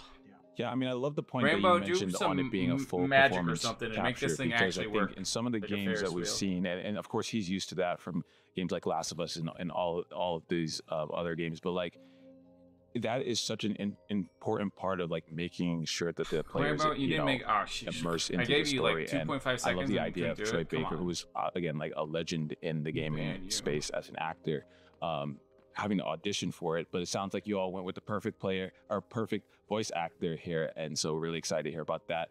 Another aspect of the iconic Indiana Jones franchise is, of course, the music. It's super important. Who did you all work with here? Yeah, the music was composed by Gordy Harp. All right. He's Lie composed the detector. score for, I don't know, so many Will different I video games now. So beat Indiana Jones and the Great Circle? Indiana Jones, really. We were extremely happy when I'm the best. I'm the best. best. Soundtrack. Let's go. He's go. really caught True. the vibe I of will. the I will, classic baby. John I Williams will. scores. And yeah, Welcome back, fantastic Renner. composer. Really pleased for him when he won the Grammy recently. Again, that is what makes it an authentic indie experience. And so kudos to you all for being able to work with him. And so at the end of the trailer, I want to jump a little bit ahead. I got to ask, we saw the boulder scene from the original Indiana Jones movie. Are we going to get to play that out a little bit?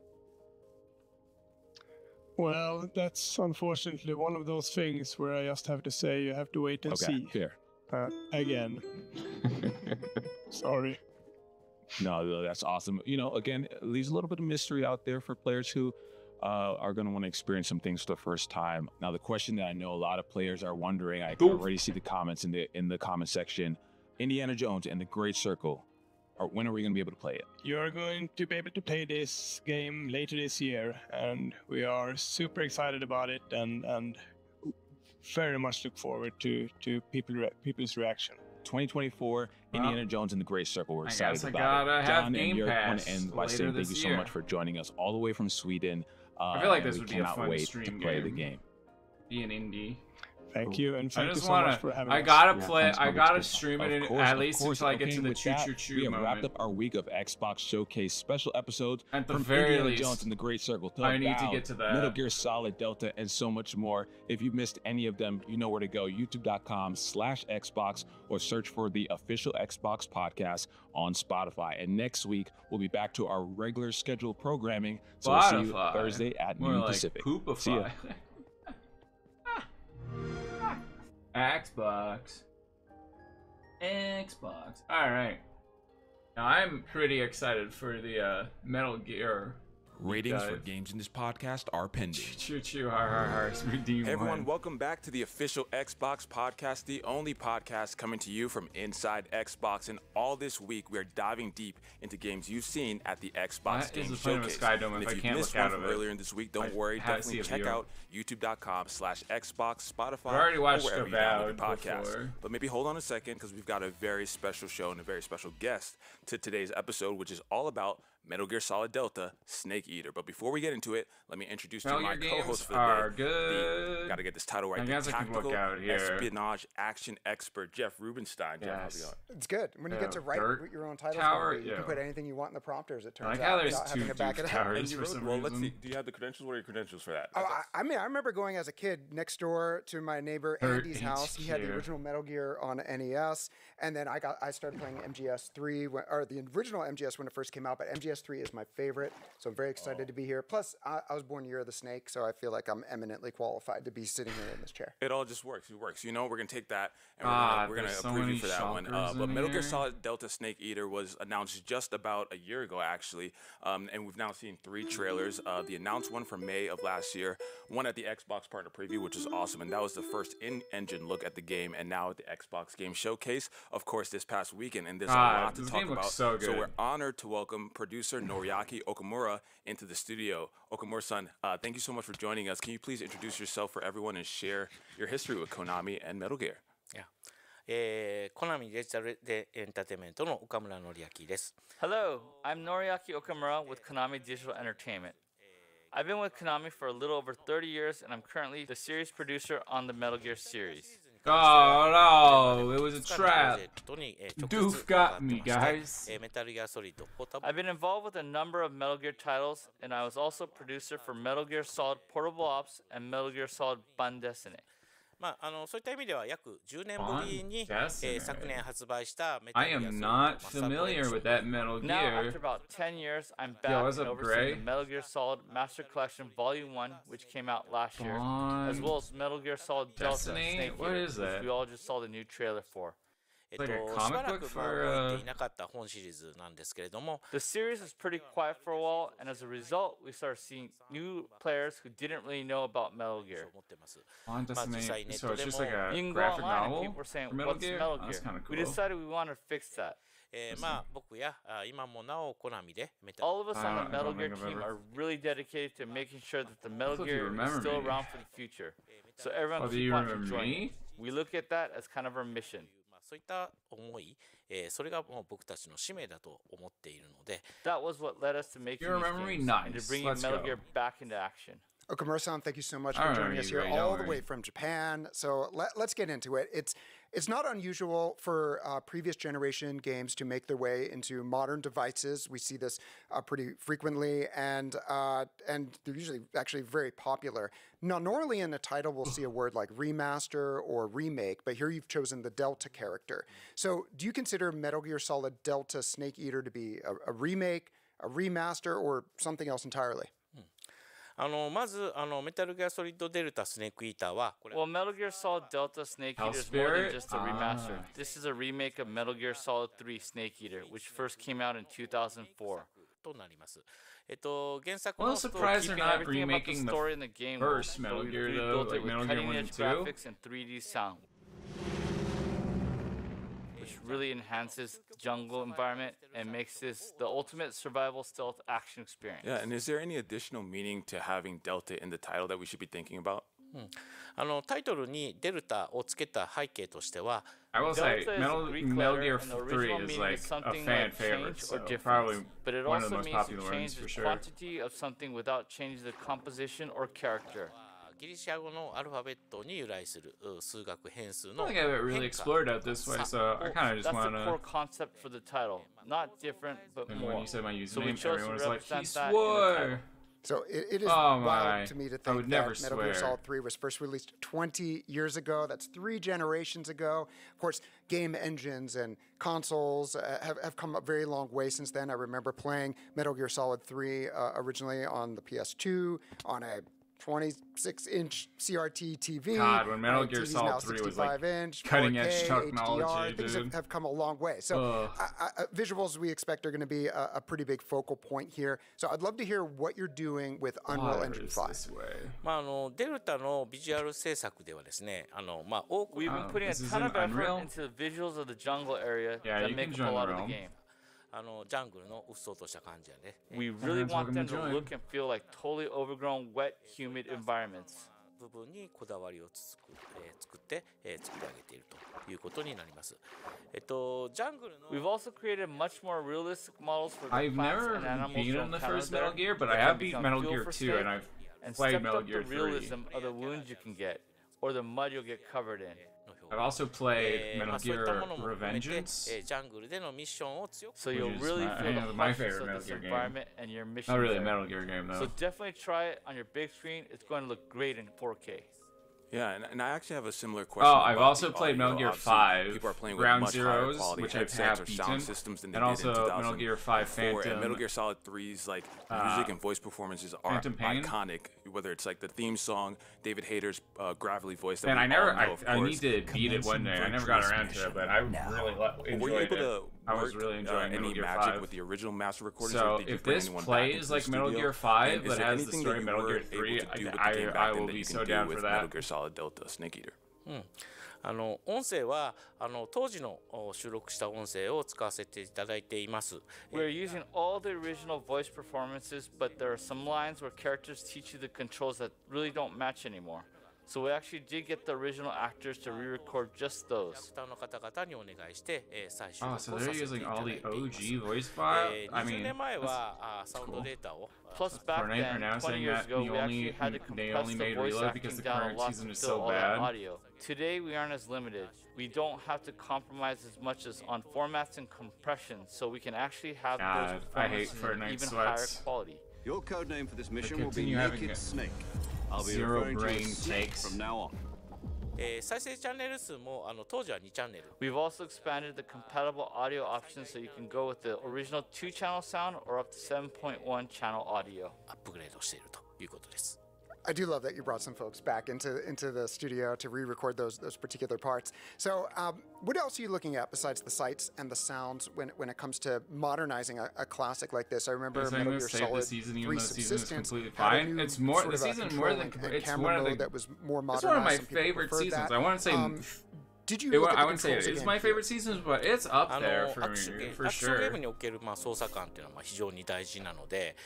Like top 5 any action game. So we also gave that side of things I'd a lot say. of care. I really like this season. We've come up with ways to rework the camera and the action to be more comfortable by modern standards. But you know, sweats just they can't handle it when the game's actually fun. Oh my god, people are having fun, but it's not. But I can't be complete a meta and drop 50 kill games. Oh my wow. But of course, we had the option for everyone to choose their preferred playstyle. You can use a more contemporary over-the-shoulder viewpoint, which we call New Style, or we have Legacy Style with overhead camera like the original, allowing you a view of your surroundings so you can stick to the shadows and plan your moves.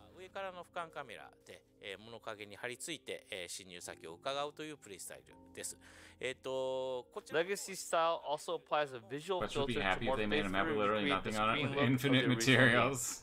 Yeah, and those are questions that we've been wondering even before this week when you dropped the game, the trailer at the showcase. So there's a lot to dig into. So that's cool though. They were talking about how there's like 2 different playstyles, like over the head and like need a quick over the refresher. shoulder. That's so cool. The story. I would probably go with like over the shoulder. I feel like that would be more my style, but hey, the option is cool. This game tells an origin story of Big Boss who becomes a driver of the story across the rest of the Metal Gear series. It takes place in 1964, the Cold War, deep in the jungle. You play as a man who will one day become Big Boss, an agent codenamed Naked Snake. The game begins with an operation named Virtuous Mission, where Snake's mission is to infiltrate Soviet territory alone and rescue a defecting Soviet scientist. That's what I'm saying. I don't normally explore this way. The saga of Metal Gear begins. All this. So even if you're new to the series, you can start here without worrying about missing anything. I do hope they one day remaster Metal Gear 1 and 2 chronologically like this. Takes place before the other games in this series. Because is that why you chose to make this game first rather than those games would be great as well. 改めてメタルギアサーガということを俯瞰してみたときには That's right, we stepped back and took a look at the story across the entire series, and we decided it made the most sense to start with MGS3, the origin of Big Boss, and where so many threads for the rest of the series stem from. So we're getting our look in this trailer, our first looks really at characters like Big Boss or Major Zero, and again, the fidelity is so much better now. It's really Where's awesome Ocelot? I just want to see Ocelot. That's all I'm here for. And so I would just love to know like what the process was to make such a leap. Did you go back and look at did you look at later games in the series like MGS5, or did you look at original concept art or other source material in order to advance this facial animation so much? ザ・ボスなどのキャラクターはメタルギアソリッドの魅力の一つです。One of the things people love about Metal Gear Solid yeah, great. Just add me as a friend if you haven't already, so we can get you in. All the nuances and touches that we like about these characters, while carrying over their designs in a way that works for a contemporary title. Why is there just a random Mario out here? What? That's so weird and random. There's just a floating head. There's no to make sure that characters from MGS3 could be made detailed enough that they would fit right in if we stood them side by side with characters from, for example, MGS5. And I do want to highlight the improved facial animation details as well. we found that just facial capture wasn't enough to create the same kind of expressive performances people remember from the original cutscenes. So a lot of the expressions are fine-tuned by hand. There's so many characters. I can't wait to see what they look like now. And so that leads me to this question. A lot of people, including me, are very excited to get their hands on the controls. They want to play this game. So can you tell us when Metal Gear Solid Delta Snake Eater will be released, Okamura-san? まだ、具体的な時期はちょっとまだもうちょっとだけお待ちいただきたい。Sorry, but we can't give you an exact window yet, but please stay tuned for future announcements. We had to ask. You miss 100% of the shots you don't take, right? But Okamura-san, thank you so much for joining us. Players are super excited to play the game. Any final thoughts for people who are excited, players, fans of the series? Whether you're a fan of the original or Metal Gear Solid Delta Snake Eater will be your first experience with the Metal Gear series, we think the game's going to offer plenty of joy for everyone. We'll have more to share on Delta in the future, so we hope you'll look forward to hearing more about it then. Awesome. Well, that about wraps it up for today's Metal Gear Solid Delta Snake Eater episode of the official Xbox podcast. But we've got plenty more for you this week. Here's the schedule we're looking at, and we're looking forward to welcoming not gonna lie, I feel like they spoiled us with the Avowed here tomorrow. And in the meantime, check out anything they showed off like so much more of like the gameplay and stuff by searching for Xbox Podcast. Like these have just been, so far they've mostly just been interviews, which isn't a bad thing. We'll catch you next time. But like they actually showed off like so much more during the Avowed. Ratings for games in this podcast are pending. So I don't know. All right, welcome back to the official Xbox podcast, the only podcast coming to you from inside Xbox. And our week of Xbox Showcase themed podcasts continue. If you've missed one from earlier in the week, you know where to go. Check out youtube.com/Xbox, Spotify, or wherever you may download your podcasts. And this is a special one because in 2024, there can be no doubt that Xbox is the home for strategy games. Real-time, turn-based, we have you covered across the board. And today we have a double feature that fans of strategy will not want to miss. In a few minutes, we'll be diving deeper into Age of Mythology Retold. But first, I might skip this video. Our History Untold. And the team has brought a ton of news and new gameplay with them that will answer some of the questions you may have been wondering. But before we get into it, I have my expert co-host, because I'm not an expert in strategy games. Just the purpose of this segment is Jen Panettone. Jen, how are you doing today? Oh, you know, living the dream. How are you? I love strategy games. I don't know, expert. I just like to have fun. Well, I was going to ask for your credentials. My credentials. Let's just say, what's your past with strategy games? So it really depends. Obviously, I got to play Ara and History Untold this weekend. Jealous. Loved it. Oh, I'm so excited to dig into this. I can't even, as they say. As the kids say. As the kids say. I love XCOM 2. Have you ever played XCOM 2? No. Advent is really hard to defend against. You know, you save Earth from Advent. Love that game. I constantly go back to that game. Okay. Bring up Halo Wars. There's just a lot of different strategy games I play, but those are probably my two main favorites. Well, my two main favorites, obviously. Ara is going to be one. So as soon as I saw this game, I was like, I need to play this right now. Bring up Halo Wars. Let's just jump into it. It sounds like you're qualified. Joining us here from the R team, it is Mark and Brian. Mark and Brian, thank you for joining us. Now, can you tell us a little bit about who you are and what you do on Ara? My name is Mark Meyer. I'm the president of Oxide Games. I'm a programmer and product owner of Ara. Oh my god. And hey, I'm Brian Stone. I am the head of Ara for Xbox Game Studios. Yeah, so super excited for the game. They got for the those president who may not here? have seen it, or maybe those who need a quick refresher, can you tell us a little bit top level, what is Obama? Ara History Untold? Yeah, so Ara, at its core is a classic turn-based historical grand strategy game that spans the scope of human history from ancient times all the way up to the modern era and beyond. But it's also a game that the team with Mark has been really kind of pouring a lot of modern elements into. They've made the look of the game something completely unique that you've never seen before and added a ton of depth that we've just never seen in a game like this before, and we've brought a lot of it to show today. We really wanted to make the game different and unique, and we wanted to look at strategy games as they stood. Different and and see unique. What we could I'm change, definitely different. where we could shake it up, how we could improve on these venerated old games. Yeah, it's all about breaking new ground, which sounds like you all are doing in every abundance. time I've heard anyone speak about this game, like featured back in development everyone back in January, but it's been relatively always speaks quiet so since highly then. of this. What's the team been up to? Yeah, great. You can hop in now. You can hop in. You've been hard. invited. We've been scouring the game I from don't know. top Every to time bottom, I hear finding every about place this we game, can it's to just make like anyone who's played it just polish, says it's really tweak, good. So improve better and better and better. Oh boy. Yeah, and also goes without saying, we've been playing the game a lot. I mean, you obviously played a bunch this weekend. Yeah, great. Yeah. I love to share that, like, this is a game that we've partnered with to, like, really make for fans. In fact, people have been playing this game since when we ran first technical alpha once. September of 2022. People have been playing the game since then. We've been taking feedback all along. Alert. And even right now, we're right in the middle of our third technical alpha. Oh, Mr. President, get down. Mr. Creeper. And that is so cool. And I always like to talk about this because I always see devs' eyes light up when they talk about their connection to the community. What is it like developing a game alongside the community? Like you said, getting that feedback. How integral is that to making a game? Well, I think you have to have that in a game like this. The game is sort of like so deep, so like genuinely and interestingly complex that the balance isn't something that one team can do all on their own. You have to have a large community playing it and giving you feedback for one day Gray will notice long me. lengths One of day. time, like throughout development, to get that balance. Yeah, you really want to hear what everyone has to say about it, because everyone's going to have a different experience, and you want to hear what worked, what didn't, for everybody. Yeah, well, speaking of that you can experience, really let's hear waste no more someone time. I breathing hear in you their brought mic on. gameplay with this. Let's take a look at some of this gameplay, and already on this first frame, I'm seeing a lot. Walk us through it.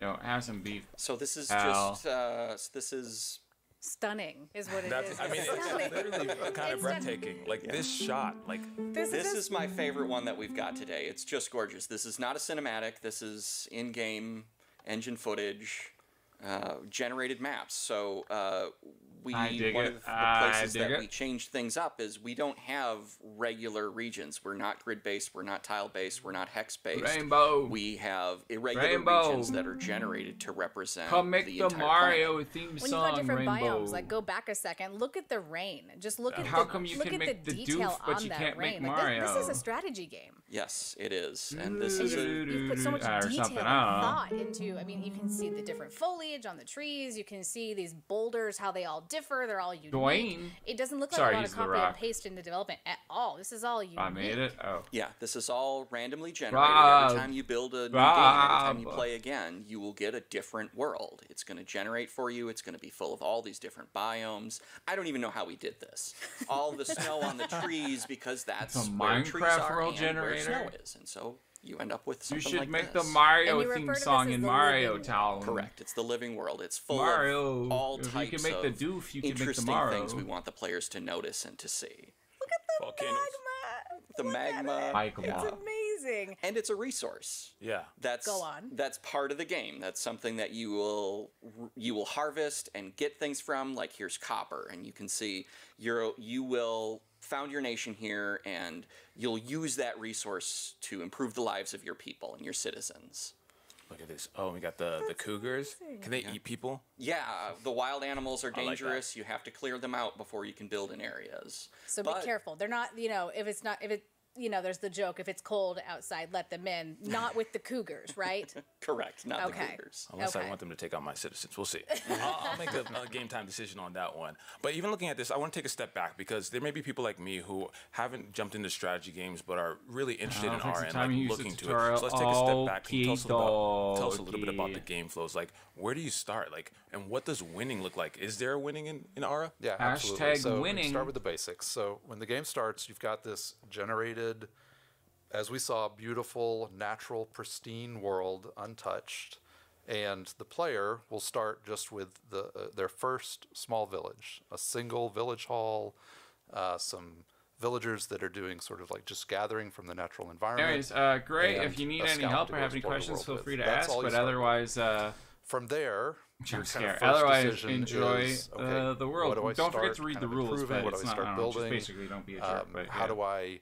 Otherwise, there's still plenty of stuff to you can manage do. and improve the lives of my citizens who are in this burgeoning little village, and then also what do I do with my scout, and how do I go out and explore the world?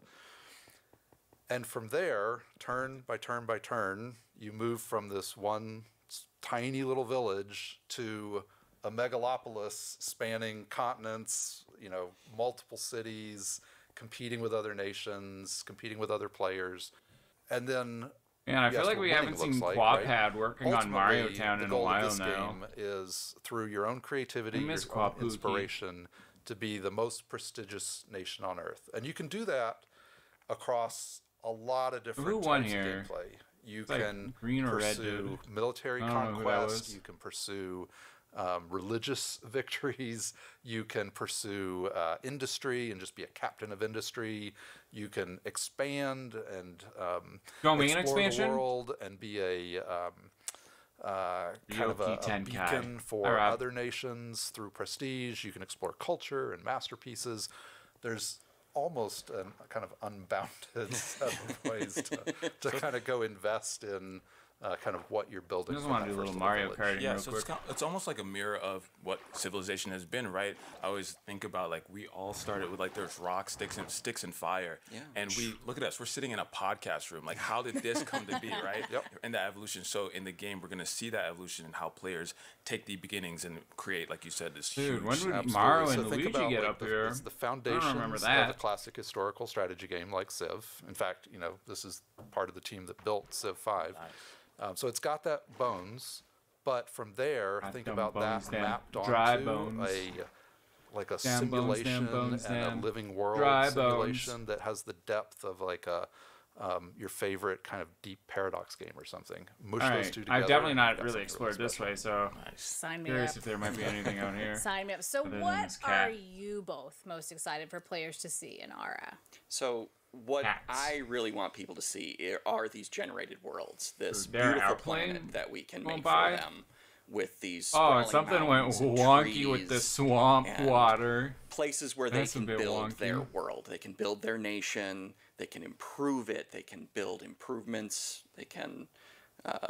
wall off their cities and protect themselves. Dude, we're building a wall. What is this, Fortnite? I'm looking forward to that. But even you love flight sim, I know that. But even then, like you have these buildings here, you have walls, you have a portion of your city that's heavily industrial. But when you zoomed out for a second, there were still farms, there were still agriculture. You've got to feed people. Exactly, you don't have to completely go. I don't know if there are hydroponics and you put everything in warehouses, but having kind of the variance in building walls, farms, all that goodness, it's amazing to see how diverse this is. Someone was definitely out here. As your nation grows, as you gather people, you'll gain claims that'll let you take over pieces of land and grow your empire and find new places to build and new resources to exploit. And so it's all this self-fulfilling system where you grow so that you can grow more and you can get more land and you can get more resources, and then you take those resources and you refine them through our crafting system to produce amenities that will improve the quality of life of your people. And I want to come to crafting in a second, but Brian, what are you most excited for players to experience and discover? Well, I think one of the things that I find really kind of cool about the game is that it is about, at its core, about like making the lives of your citizens better. It's kind of core on every city that you're managing, that you have this quality of life stat across multiple kind of various angles. And depending on how kind of healthy or happy or educated, how much they feel secure about that boat your citizens. Was Legos. Those kind of feed into buffing all of the other stats that you're managing. And because of the way the world is simulated, you don't just sort of like see that on a bit of UI. You can also sort of like zoom right down into the world and see those kind of happy citizens living out their lives. Kids playing in the playground and everything. And I imagine like a happy that's what I was citizen talking base, about, like you said, will help your city. Look at this is another image that I just adore. If we can pause on this for a second, it's just beautiful. You can see this built-up city, but you've also got the farmlands that you need, just surrounded by trees for some reason. Well, it also tells a story because I think you have an old medieval or kind of early city that's within the walled city, and then as you advance, you've got the larger, bigger city with the skyscrapers out there. You can actually see how that person built their civilization. So one thing, going back to the basics for a second and to the very beginning, every nation starts with a leader, and you have a very interesting lineup of leaders. Tell us more about that. That's true. So we've got am I needed 36 for leaders. Yep, or maybe more. We'll share more later, but we'll start with 36 leaders. Yeah, and a very kind of diverse cast of leaders. It's kind of one of the interesting things about the game is that because there's so many different ways to play through it, we wanted to make sure that there were leaders for every play style. Yeah. And you'll see in the examples here that every leader has thank you for the follow. Welcome to the kind of a collection of different types of traits that kind of define who they are, that's roughly historically accurate in terms of like, you know, how they existed in the world in their time. But then also every leader has what we just call a hero trait, which is we've kind of really pushed pretty far in this game to be strongly differentiating. So the kind of advantages, if you're a kind of a warlike leader with Shaka, the advantages and the buffs that you get towards your military are going to be quite dramatic and allow you to really kind of lean into that play style. And kind of even just of the leaders that we've shown here, we've got Otto von Bismarck, who's like a captain of industry. We've got Ya here, who is great at kind of building triumphs and at production. We've got leaders that lean into the religious play and kind of everything in between. Can you believe this? So each of the leaders has sort of this unique hero trait, like Brian said, that sets them apart from everyone else. But they've also got these sort of set of traits that they share with each other. Himself. And they kind of dictate a little bit of the underlying pieces of their personality. Hey, they dictate how they're going to get along with each other or not, or how well they're going to work together or not. And it lets us have just a huge variety in the different leaders that we offer and make so that playing each one of them is very different. It also plays into the diplomacy, which I find really fascinating because depending on what traits you kind of share or don't share with other nations, you're more predisposed to be allies, sort of like friends or enemies with them. And it plays out in a really interesting way in that, like, I might have a negative trait, right, that feels like it's, you know, might be a particularly grumpy leader. But if I run into another nation or another leader in the world that shares that trait with me, well, then we're going to get along, right? Yeah. Ooh, I'm not a grumpy guy in real life, but I kind of want to be a grumpy leader. Not gonna lie, just to make everybody mad at me. The grumpy coalition. Yeah. You know, you can. That's kind of the beauty of it. You Dude, can kind of grumpy be leaders unite, man. We're gonna the grumpy people are gonna take over the world. About what players' experience is gonna be moment to moment, but I also hear that you don't have to play the game alone. Like, there's multiplayer in this game. Can you tell us a bit about what that looks like? Exactly right. So there is multiplayer in this game. It's fully realized in that however many nations you can play with in a single-player game, you can mix in as many other real human players as you want. And there's two things in particular that we're actually really excited about with ARA. One is that the team at Oxide invested a lot from day one into this concept of simultaneous turns, like true simultaneous turns. So the way that works is you submit your actions and everyone else in the world submits their actions at the same time, and when they all get resolved together. It's not a situation where if you go first, you get to get the claim. The person who goes second doesn't get to get the claim. In this model, everyone goes at exactly the same time. So in multiplayer, you really have a fair chance at everything. Yeah, it also just speeds up the gameplay a lot. So when you're playing with, imagine you're playing with, I don't know, 30 other real people, right? In a round-robin game, you take your turn, then you got to wait for 29 other people to take their turn. Well, obviously that doesn't really work. ARA solves that because everybody's taking their turn at the same time. Then it resolves, and then everybody takes their turn again. So you just get this real fluidity to gameplay that you don't typically see in a turn-based game. Yeah. And then on top of that, we've built all of that turn processing in the Azure cloud, which means that it's all there, all running all the time. So anybody in any game can like hot join, in, out. You can run games at any pace you want.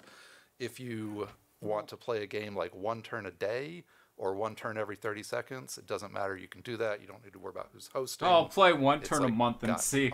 I'll make a YouTube video where I'm like, I played this game one day every month. This is what happens for a year. All the time. 12 turns in 1 year. You can jump in and out of as many games as you want. You can take your turn when you have time and wait until it gets submitted.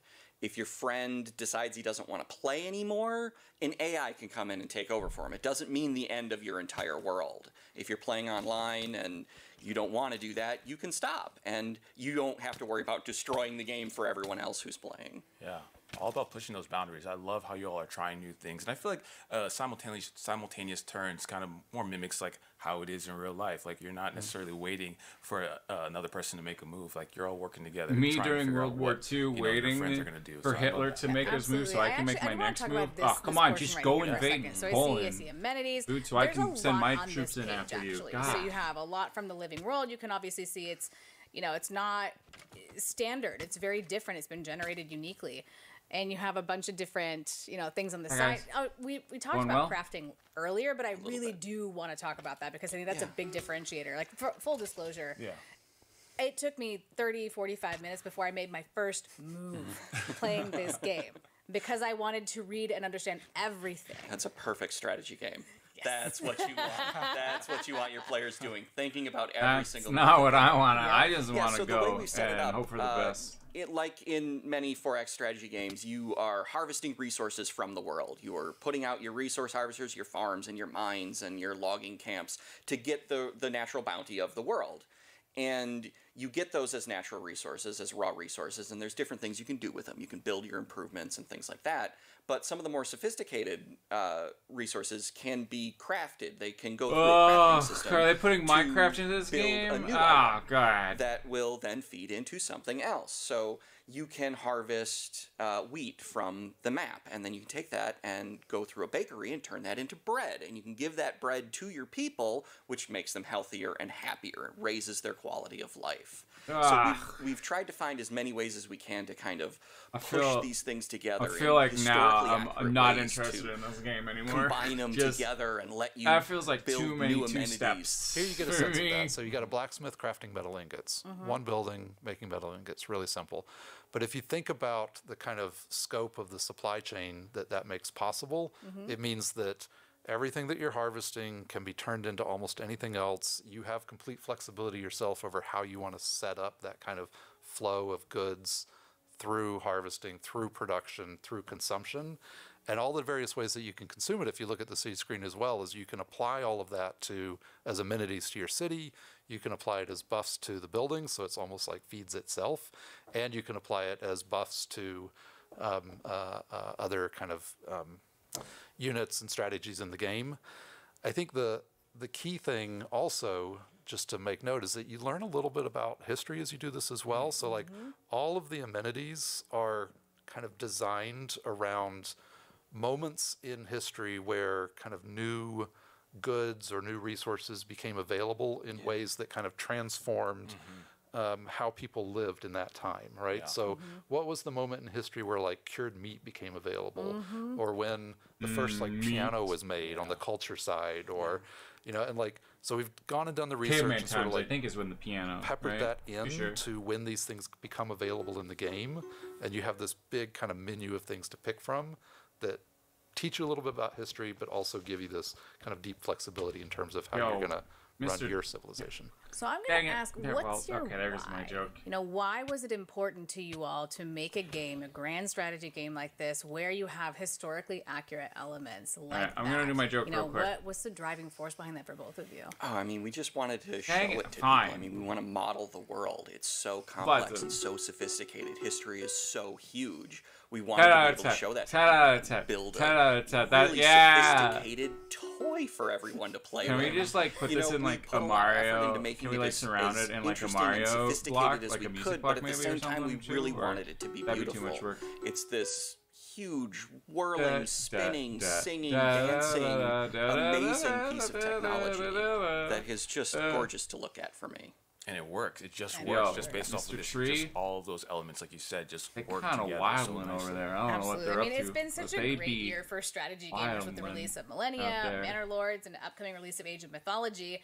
So, what other games are you both playing right now? And what are you loving about them? I want to make sure that I want that's the most important part for me. Yeah. I want the game. I want the why. So I'm getting back into RimWorld right now. Which is just every 6 months or so, it just sucks me up for a whole month, and I can think about nothing nothing but RimWorld, and it's just so much fun to watch the stories play out and what things happen that you just can't predict. Yeah, I mean, for me, I said it before, I'm a bit of a fan of the Paradox games. They just have a kind of a richness and depth to the simulation that I love. And yet, I'm also a fan of the games that like Mark has made in the past that just have this really approachable kind of, deep historical play. And the idea of like I don't those remember two but this has seems been new. Like a really cool idea.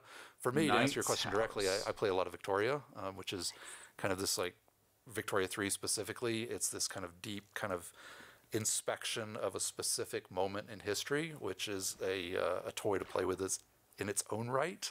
And, I think we're approaching something like that complexity, but for like 6,000 BC well, it's just the future. Video games are art, right? And I love hearing devs talk about the art that their peers make, right? Emergency and the flashlight fact that you are and making games that you play and love, like it shows through in the game as we're looking at this, as you're talking about it. Like that is the best part. But now I have to ask the tough questions, because at the Developer Direct, you all said coming later this year in the fall. But I'm going to press for a release date. Do you all have any news to announce? Coming later this year, we're going to make good on that promise. All right. So yes, I can tell you today, Rainbow Aura History Untold is launching on September 24th, 2024. It's launching on Steam and PC Game Pass, coming exclusively to PC. And I strongly recommend that you wishlist it today on Steam. Look at Rainbow Spin. So you're there to follow us, to get all the news. We're going to be talking about it a lot more over the summer. Yeah. But yep, coming September 24th, 2024. There we go. We got a date. We got it. It's on my calendar. Welcome, everybody. Yeah. I got the date. That was me. That was he did it. That was all me. Now, if fans want to, I guess, get themselves, accustomed to the game or in the zone for the game a little bit, I hear that there's the soundtrack is going to be on Spotify, right? So they can jump in and listen to it. Absolutely. There's a preview of the soundtrack on Spotify right now. We're actually really proud of the soundtrack. I need arrows. This is all original music, I need arrows. all composed I don't have arrows, Rainbow. It's great. Rainbow, I don't have arrows. Really good feedback on it.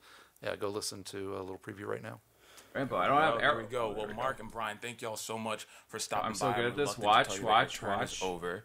Oh no, I did not write that. That is just in the teleprompter. Boom. But again, thank you for stopping by. Got the talking 5. About September 24th on PC. Let's go. Wishlist it now. So good. Thank you so much for joining us, and we'll check in with you again before launch. But of course, for now, let's roll into the second half. I only got one arrow. This is Age of Mythology Retold. We return to you now as the gods of mankind. Ow! Oh, come on! I was gonna do continue our super special strategy episode now with Age of Mythology Retold. I was gonna do a real one, but you gave me one arrow. Here's a sneak peek behind the scenes here. We don't film these interviews on this thing. Yeah, we tried to, but I was being too much of a diva and I needed rest. You really were. Yeah, but we are joined by some guests who are new guests here today. We have Ernest and Emma. How are you two doing from the I'm going to put some stuff in my shocker. Thank you. Thanks for being here. All right, for people who are watching for the first time, tell us what you do, who you are, all that good stuff. Sure. Hi, I'm Emma Bridle. I'm Director of Player Engagement at World's Edge, which basically means I'm thinking about all the ways that we're building relationships with our players, whether that's community or customer support or in-game features or esports. You know what I mean? Our community have been with us a long time. We're going on 27 years as a franchise. They're very, very important to us. They're the heartbeat of what we do. And so I'm just constantly thinking about how we build those relationships, keep those relationships good, and keep them with us as we move forward into the future. Well, love that. Ernest. And I'm Ernest Yuan. I'm Senior Director of Production at World's Edge. What that really means is I get to work with all the different production teams to build Edge games together.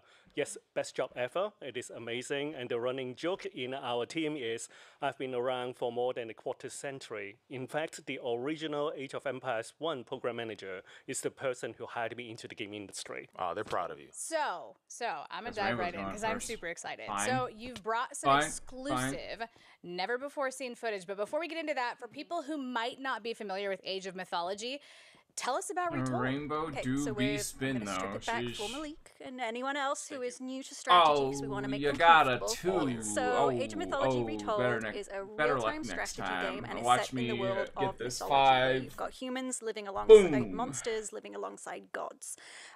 So you want to pick a pantheon, and in the base game we've got the Norse, the Atlanteans, the Greeks, and the Egyptians. You'll pick gods and goddesses, deities that you want to pay tribute to, and they'll bless you with their powers as you build up your civilization and work towards battling to victory. The 5. So it's this fantastical, chaotic, magical world that you get to control and you get to steer, and it's really, really exciting. So, so let's talk a little bit about Showcase, right? Trailer, Showcase. What can you recap for us what we saw, and why should Age of Mythology fans be excited? Right. So we showed the trailer, which we are super proud of. Okay, 3. All right, you're getting a little bit better. You're getting a little bit better. We get to show in-game footage. Still need more arrows, because apparently people only giving me 1 arrow for some reason. Yep. Finally, people get to see what the game looks like in motion. So very, very happy to be able to show that to the world. And we have also announced that it is not that far off. This our launch 5 is going to be amazing. Coming up soon. So very, very happy about that as well. And pre-orders are now available. So get your pre-orders already started. What are y'all waiting for? Yeah, and this is the first title that for us. We're launching day 1. PC and Xbox. So we brought X2 and H4 to console, but we brought them post the PC launch. Sure. This is day 1, both platforms. Find it in Game Pass, find it on console, find it on PC, and everyone can play together from day 1. That's amazing. Xbox. Yeah, I feel like console fans have always been, because we have the restrictions of the controller, so to speak. Yeah. You all did a great job with Age of Empires, but it's always been a thing like I know you're controllers not as easy now. for those games as a keyboard and mouse, for example. We basically brought Age of Empires 2 and Age of Empires 4 to the console. So honestly, they took a lot of work to get it to the place that, and I'm very, very happy to see that our fans felt that we were successfully being able to bring RTS working really well on console. And we are now taking all those learnings That's and a weird way to spell 5, but you know. Both the PC and the Xbox version of Age of Mythology Retold. So for example, in the console version, one of the innovation that we did is what we call the villager priority system. So what that does is, all I have is you can arrows actually set now. what the villagers do. So they can actually go take care of some of those tasks for you. So for example, you want some of them to go over to go get the food, some of them to go get the wood, and they will go do that for you. So you can concentrate on building units to go battle, etc. So that really take the level of complexity down, so to actually make it, but you are still in control, because strategically you are still making the decisions on how you actually want those villagers to actually be applied to different resources. But you get to control it in a way that's much easier, simpler for you. The other, for example, similar thing is still what we call the site menu system. So you see wood, since we talk about like getting villagers to get the wood. So intuitively, why do you need to go through, pick a villager, and then build a house and do those, like you say, it takes an hour to learn sometimes, right? Okay, fine, I'll shoot again. Okay, fine. Just click on it, and then say like, hey, I want someone here to collect this wood. And then the villager will actually come, build a camp, and actually just makes it way smoother and easier, especially to help a lot of new people coming to enjoy RTS with us. Dude, why does the bow suck? It's amazing. You know, your priorities are going to be different in the first age of the game as you're sort of establishing your economy. You can just be like, I want the age 1 preset. Go ahead, build my economy whilst I go and figure out. Oh my god, that's so nice. Yeah. And again, if you're a pro player and you don't need that, you don't have to use it, but the system is there to help you get started. Yeah. Oh, that is so handy, because sometimes resource management takes so long to set up. And then I don't know if it's just me, but I will sit there and sometimes watch. I'm like, did I do it right? Am I getting the right stuff? That's magic. Yeah. That is absolute magic. And even as someone newer to strategy games, I do feel like one of the things that I noticed when you brought Age of Empires to console was this overwhelming, like, I don't want to say shock, but overwhelming, like, positivity around what the work that you all did to adapt it to a controller. So just kudos to the team on that one once more, because that is impressive, and that helps someone like me who's going to be on a controller. I'm going to be that guy. I'm excited. Great. Yeah. That's awesome. But I hear you all brought some gameplay with us, which I'm excited to jump in so you all can kind of explain to players and obviously fans of the series what we're experiencing here. So let's take a look at this and let's talk through it. Yeah. Atlantean and his men have been taken to the prison. Your allies recommend a diversion, so you can slip in and rescue him.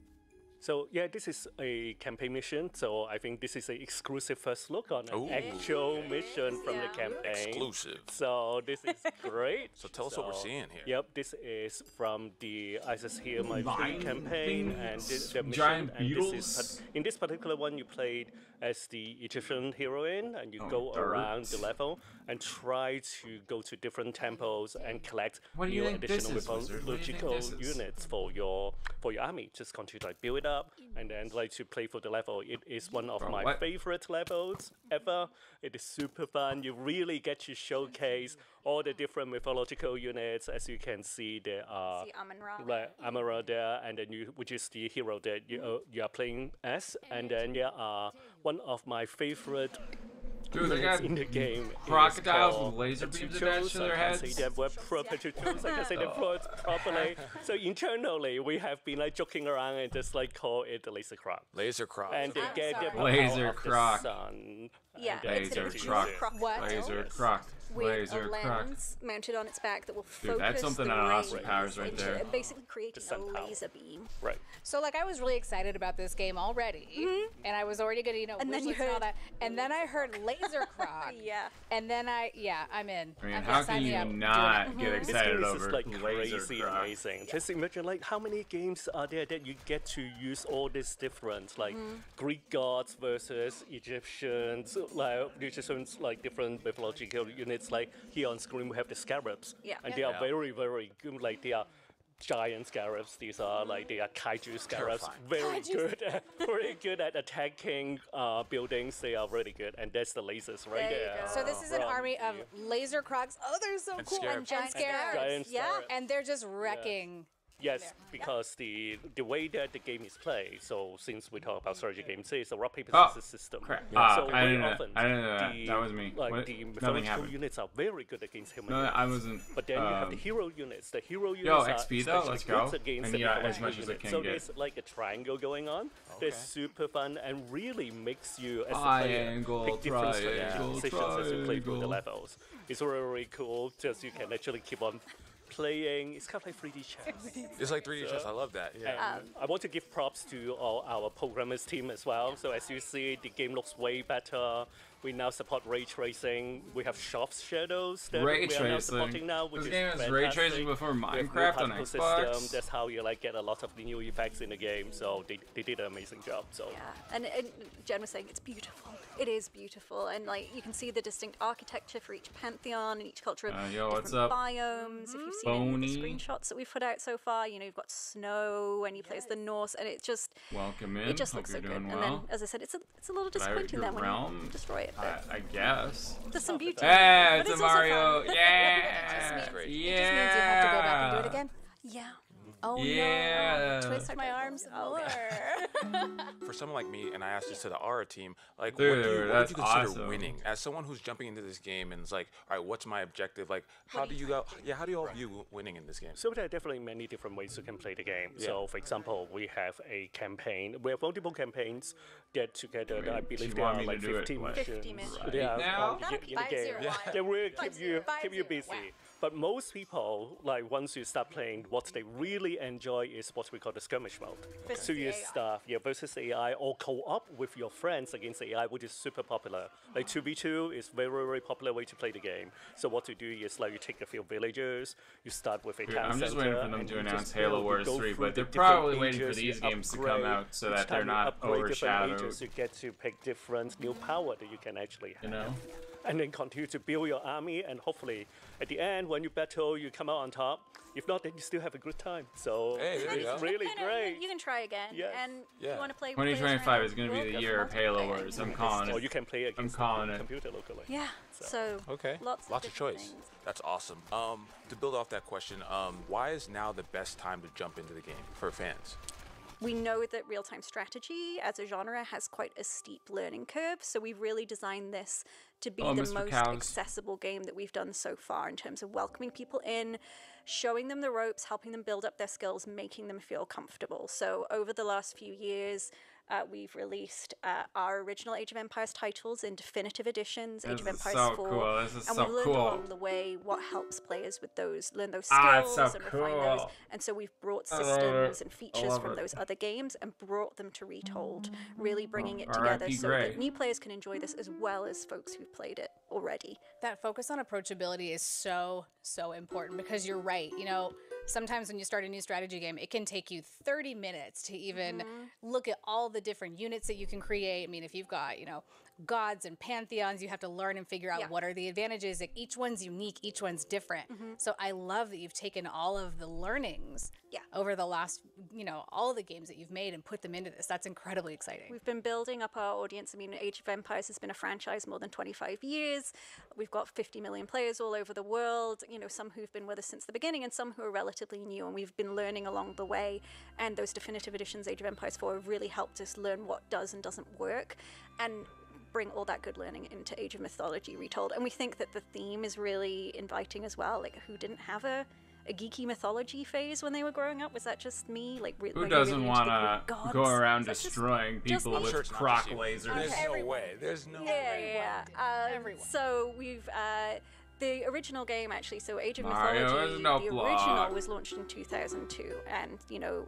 Where, I mean, it's so cool. It's so cool. Good job. Those CRT monitors, you know, great job, guys. Great job. Your sort of teenage bedroom, and so you know we've got those fans of the original, and people are hungry for it. And we're excited to finally be on the road to them getting to play. I will say your fan base is so passionate. Oh, gosh, I wanted to do a bunch of research before this weekend. Yeah. And so there was, I think, like an hour-long or 45-minute video of someone analyzing screenshots. Oh, yeah. And just looking at, like, this is this character, I think this is this, like, and the excitement and the enthusiasm and the passion. Like, I was excited before, and now I'm even more excited because seeing how the fans have reacted to what you've shown them so far and what they're going to react to today. Yeah. They're the beating heart of the franchise. That's why we've been going for 27 years this year. You know, the fans have kept the franchise going. And we've brought them on side with us. You know, we have a player council who've been helping to build Retold with us, who are fans of the original game, who know what it should feel like and look like and sound like and play like. And we still want that feeling of the original as we bring Retold to life. And they've been helping us shape that, telling us what works and telling us what doesn't and how we can make it better. So they're very much part of the team. Okay. Yep. Yeah. We'll say, like, for World's Edge, right? For all our pigs for the next person that have been like they have been with us for so long now. You know, we really do care about the community a lot. I've now met fans that talk about like, oh, I'm now teaching my kids how to play this game. So it's now cross-generational. So it is amazing. Yeah, parents playing with kids. During lockdown, we had people homeschooling history with Age of Empires games. No way! And, you know, people who've gone in and become history teachers because they learned history from the game. So we are very lucky to do what we do, and hey, stop being anime. Stop being anime, bro. Very grateful. I hate to sound like a broken record, but I feel like all week we've been hearing from developers who, again, like that connection with the community is super important. So I won't belabor anymore, but it is great to hear that fans and players around the world can connect. Keep mentioning it. Yeah, there you go. Exactly. Give it a shout out to the players. They're the heartbeat of what we do. So one thing I've always had a question on, and I'm glad that you two are here to kind of clear this up for me. So I found how does a Retold title like this differ from something like a definitive edition title? What is the specific difference? Good question. Okay, so I work on all the definitive editions so far. So I can definitely say that the goal for the definitive edition trying is to start like a fight or anything. Edition. We try to build the awesome game that people remembered, so that they are updated with like new graphics or new way of playing the game to make sure that you really get to play the game that's in your head. That exactly how you remember it, but not exactly how you really was. So, but like that is the game that we want to build. So, but for Retold, we do everything that we've been doing for definitive editions, but we go beyond that. We are actually going to add new mechanics, new features in the game. I didn't do it. So it's not just about preservation. We're going to like add new ideas and new game to really. I didn't do it. It was because me. I think we're lucky enough that at 2024 we finally have hardware that can do this concept really the justice it deserved. So it is fantastic. We get to add some new features that that people will really like. So hole, bro. yeah, going beyond all those. I do want to go back to what you said a little bit now on the idea of games looking now. Grab the guy and chuck them. They looked back then. Yeah. Because that is something that I have just discovered so recently, but I'm like, wow. To me on the CRT TV, this looked amazing, and then you go back and you play, and you're like, oh, you play and you go, yikes, that's not okay. quite what it was. Yeah. And so I hear you brought a few images to really showcase to players who are viewing this the difference and really that jump. Yeah, definitely. So let's talk through those. So the first one that we're going to show, so this is a screenshot from a campaign mission from 2002. So again, envision it on that CRT monitor in your, in your, I don't know, the PC room at your university. Take yourself back to 2002. Yeah. Now, and this is what it looks like in Recall. So this is the same shot from the same mission as the first mission of the campaign, and you can see the difference. Yeah, the level of detail in the water, obviously the ripples in the water, and additional foliage and trees. There's a guy who just plays games on Steam so you all really went deep in. And reviews them. Everything has been if they have water, he reviews the games based on how good the water looks. A friendly Kraken. He's shaking his hand like friendly, not quite friendly. Not quite. Shaking hand. Am I wrong? It's nice that he's got to be a looks friendly that way. Kraken. I wouldn't necessarily. You're gonna have to play to find out. Maybe play to find out. Well, his name is George now. He looks really friendly to me. I'm open to being wrong. It kind of sounds like I am, but that's not this is my truth. Yeah, sure. This is my truth. Yeah. No. But we're going to take a look at some units as well. So this is an Atlantean Titan. So you can see on the left, 2002. Looks great. Good. It looks great. Yeah. Retold looks better. Greater. Greater. Yeah, I like that. Looks actually cool. Until he's made out of magma. Yeah, he's had a glow up and literal glowing with a particle one might say he's hot now. So he looks great. Yeah. We can take a look at some of the building destruction animations. So you can see the original. And then coming through to Retold. Our art director Melinda does a great. She also does an action and a sound for like the original versus Retold. And you can see, the building gets impacted and it just sort of drops. Yeah. And then here we've added the particle effect. It crumbles. You've got all the smoke, the dust as it. And sometimes watching the buildings get destroyed is actually one of my favorite parts in our games, actually, because it's done so beautifully. It's destroyed beauty. Kind of cathartic, right? I mean, it's heartbreaking when you build this beautiful city. Wizard, I need you. It is. Wizard. There's still some beauty to it being destroyed. It's a beautiful disaster. And you get to build it. Yeah. Try it again. Definitely. So here we've got Arcantos. So Arcantos is the hero of the God, campaign. dude, what are those goofy polygons? A little bit more defined, a little bit. He's got more detail to him. We can see him looking great. He's ready to go and tackle a whole load of adventures. And then on the right, you've got Athena from the Greek pantheon. And so, long, Gay Bowser. That's all you have to say. It's so long. The detail that we've been able to. Gay Bowser. That's the only thing. We wanted to include some animals for Jen. Yay! And I'm loving horse. So you got the Trojan horse. Horsey. Animal-like, but then animal adjacent. Animal adjacent, and then we've got our goat and our Joe, who are just looking just fantastic in Retold. I mean, I would pet all of them. Slight upgrade. I would absolutely pet all of them. One thing I our would even executive pet the producer Trojan Tim horse. loves is as the animals eat, they get fatter. No way. me You out. actually built that in? Yeah. Let me out. Dynamic animals. I love that. So we've got the behemoth here. Again, just looking so good in Retold, and the just definition in those tusks and the fangs and all that. Oh my god, just that's looking incredible. so good. We've got Cerberus here. So if folks watched our New Age event, we actually recreated him in AR, sort of not quite life scale. And then we've got the Sphinx as well. So we've got distinct goofy visual odd doggo upgrades, to and actual it's just menace. so good.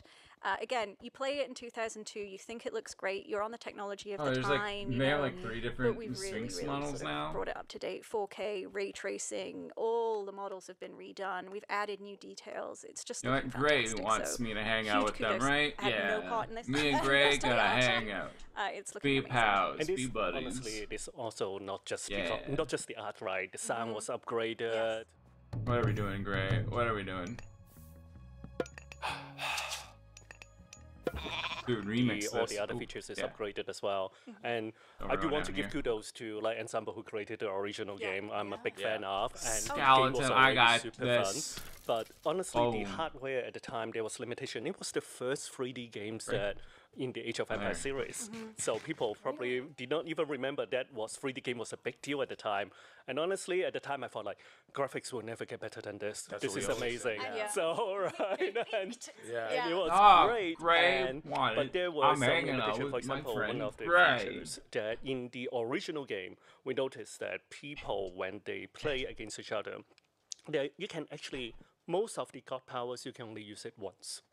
So what ends up happening is people care about, I'm going to save that, I'm going to save this for the right moment. But what end up happening is the match will actually end, and then they never actually get to use it. But those are the coolest things that you get to do in the game. So what we are doing in Retold, as an example of new features we're adding, is now god powers are rechargeable. Nice. So you can use it multiple times, and strategically that change how you think about how to use those, and it is much more fun. In fact, we also added a new age called the Wonder Age. And during the Wonder Age, you would actually be able to use the god powers for even cheaper costs. I'm here for that. So at a discount, so you get to use it even more. So god powers everywhere. More meteor storms, just more. Dude just keeps running away from very into that. It's just chaos. From me. Lead designer Kristen calls it the bacchanal of chaos. It's just why did you guys kill Gray? Why did you kill Gray? Gray? Just go for it and just unleash everything you've got, and it's just super fun. Yeah, that's such a good thing to do, honestly, because I don't know about you, but any game I play where I can hold on to something and then it's some important resource, I get to the end of the game, I'm like, I never use this ever. Or when you know you're about to win, in a strategy game like this, and you know you're like, I'm not losing past this point, and then you do it just because you can. But it's not that it helped you at all. It wasn't a strategic thing. You're just like, I'm doing it now because I just want to make sure I do it. Yeah. So Wonder Age is just going to be really, really fun. More is more. I love that. Yeah. More is more. Yeah. That's awesome.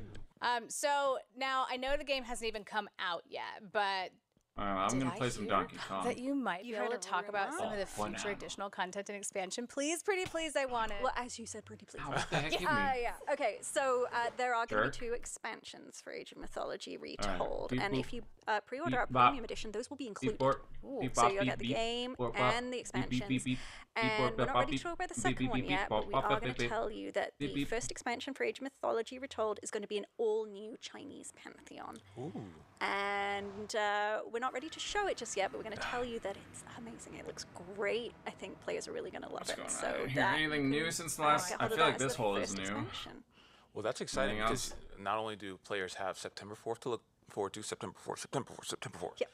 Pre-order now, please. But I think any player is always going to want more, and you really view that, I'm imagining, as really a starting point for the game. Oh gosh. And those expansions to continue to keep, as kids would say, keep them fed. I think that's what they say. I don't know. I'm sure that's right. Sure. I'm pretty sure. We like honestly, all our titles for our fans that have been playing our games, they know that we like to think of our titles as titles. Yeah. So really, the launch day September 4th. What is this thing? Get out of here. We'll continue to update the game, we'll take feedback from our community, and then continue to keep improving the title. But since you mentioned September 4th and the premium edition, I do want to point out that the people who get the premium edition will be able to play the game up to 7 days early. So they get early access to the game, get to play it, so it is going to be fantastic. And in fact, the premium edition has more than just early. Not more than just 7 days early access. They have the 2 expansion packs later on that will be coming. They also have the new Gods pack called Freya, which is new to the game, and also for the fans that remember the original, we have an additional pack that you can change the portrait of the gods to be the original classic look as well.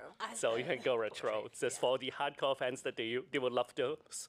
I highly recommend the premium edition. It is just really good. It's great. There's so much good stuff in it. It's going to be really, really good. So early access, that's hard to beat. And early access. Hard to beat. I'm no mathematician, but 7 days before September 4th means August. So that means players can play in August if they get the premium edition. All right, I love that. More is definitely more. Oh my god, I think that's the banner. More monsters, more chaos, more graphics, more pixels, all of it. More fun. More death, more destruction. Well, Emma and Ernest, thank you so much for stopping by. 10 out of And obviously, like, More so the Sigma team, like, great Riz. job, and I know players all around the world are excited to jump in to Age of Mythology. Yeah, awesome. I mean, I kind of want to jump in and play September it. 4, PC and console. Yeah. There we go. There we go. Cool. Well, I think that wraps it up for us today on our special strategy-focused episode of the official Xbox podcast. So huge thanks to the R and Age of Mythology Retold teams, but we've got lots of other special episodes for you to check out this week. Here's the schedule, and we're looking forward to welcoming even more special guests, so make sure to join us back here tomorrow. And in the meantime, check out anything you may have missed earlier in the week on youtube.com/Xbox. I've seen them all now, except for World of Warcraft. Xbox Podcast. See you tomorrow. Sunny Town and Tropical Town, bro. Games in this podcast are rated T. Dude, that was a weird. That was Xbox podcast, the only podcast coming to you from inside Xbox. And all this week, we've been diving deep into the games you've seen at the Xbox Game Showcase. Now, if you've missed one from earlier in the week, don't worry. Check them all out at youtube.com/Xbox, Spotify, or wherever you download your podcasts. And today, we're so happy to welcome teammates from Blizzard to the new and improved Secondary Xbox Sunny podcast Town? set Wait, what? to There's talk two World Sunny of Warcraft, Towns. The What? War Within.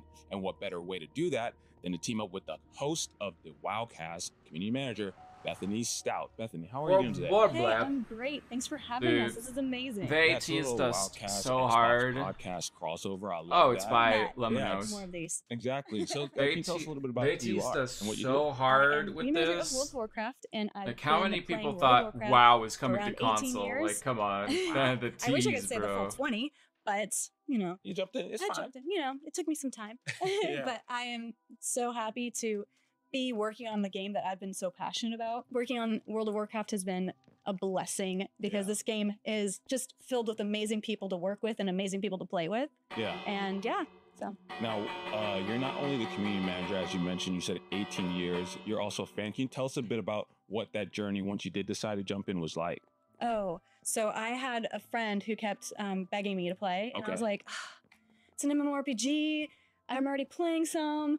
How can I do this? I don't know if I can leave this other games that I love, but okay.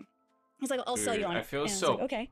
And then he good showed when I'm me in Sunny flying Town. in the Speed, first the expansion, jump, The Burning it's just Crusade, so and I was obsessed with that because I never experienced flying in an MMORPG before. Nice. And also, he sold me on the Druid class, which I can shapeshift into different animals. Fire. And I've never I'm a healer at heart, and I'm also an animal lover. And so the fact that I can be a cat and I can just change different specializations, tanking, healing, anything. I was like, sold me for 18 years. Yeah, it's always What interesting happened to like, when you're Lemonhouse? What? set into a game and that one thing that catches you and you jump in and you're like stuck in there. But before we go on, Is though, there a Bethany, I do dirt have a wall confession. at Lemonhouse? I am not a WoW player. Oh. And so you're here to be the expert. You're going to teach me the ways. And by the end of this, I feel like I'm going to be an expert. That's because it's but not you didn't an just come by Xbox, yourself. Xbox, You you brought cowards. some guests with you. Oh, I brought some guests to also Who've been get you to sitting play WoW. They've just been sitting waiting like as we've been talking Yeah, about the game. waiting. Yeah. Who do we have with us? Yes, I brought two wonderful people who are integral parts of World of Warcraft, Holly and Ian. Hey, what's going on, y'all? Hey, so happy to be here. Hey, My Heidi name is ho, Holly hey Lockdale. there. I am the executive producer of World of Warcraft. I've been playing for 20 years as a player. So I joined Blizzard about 4 years ago, and it's the joy of my life to work with this team and on this game after, playing it for all those many years. And all those classes. So I play kind of everything. I do lean towards elves. That's kind of my thing.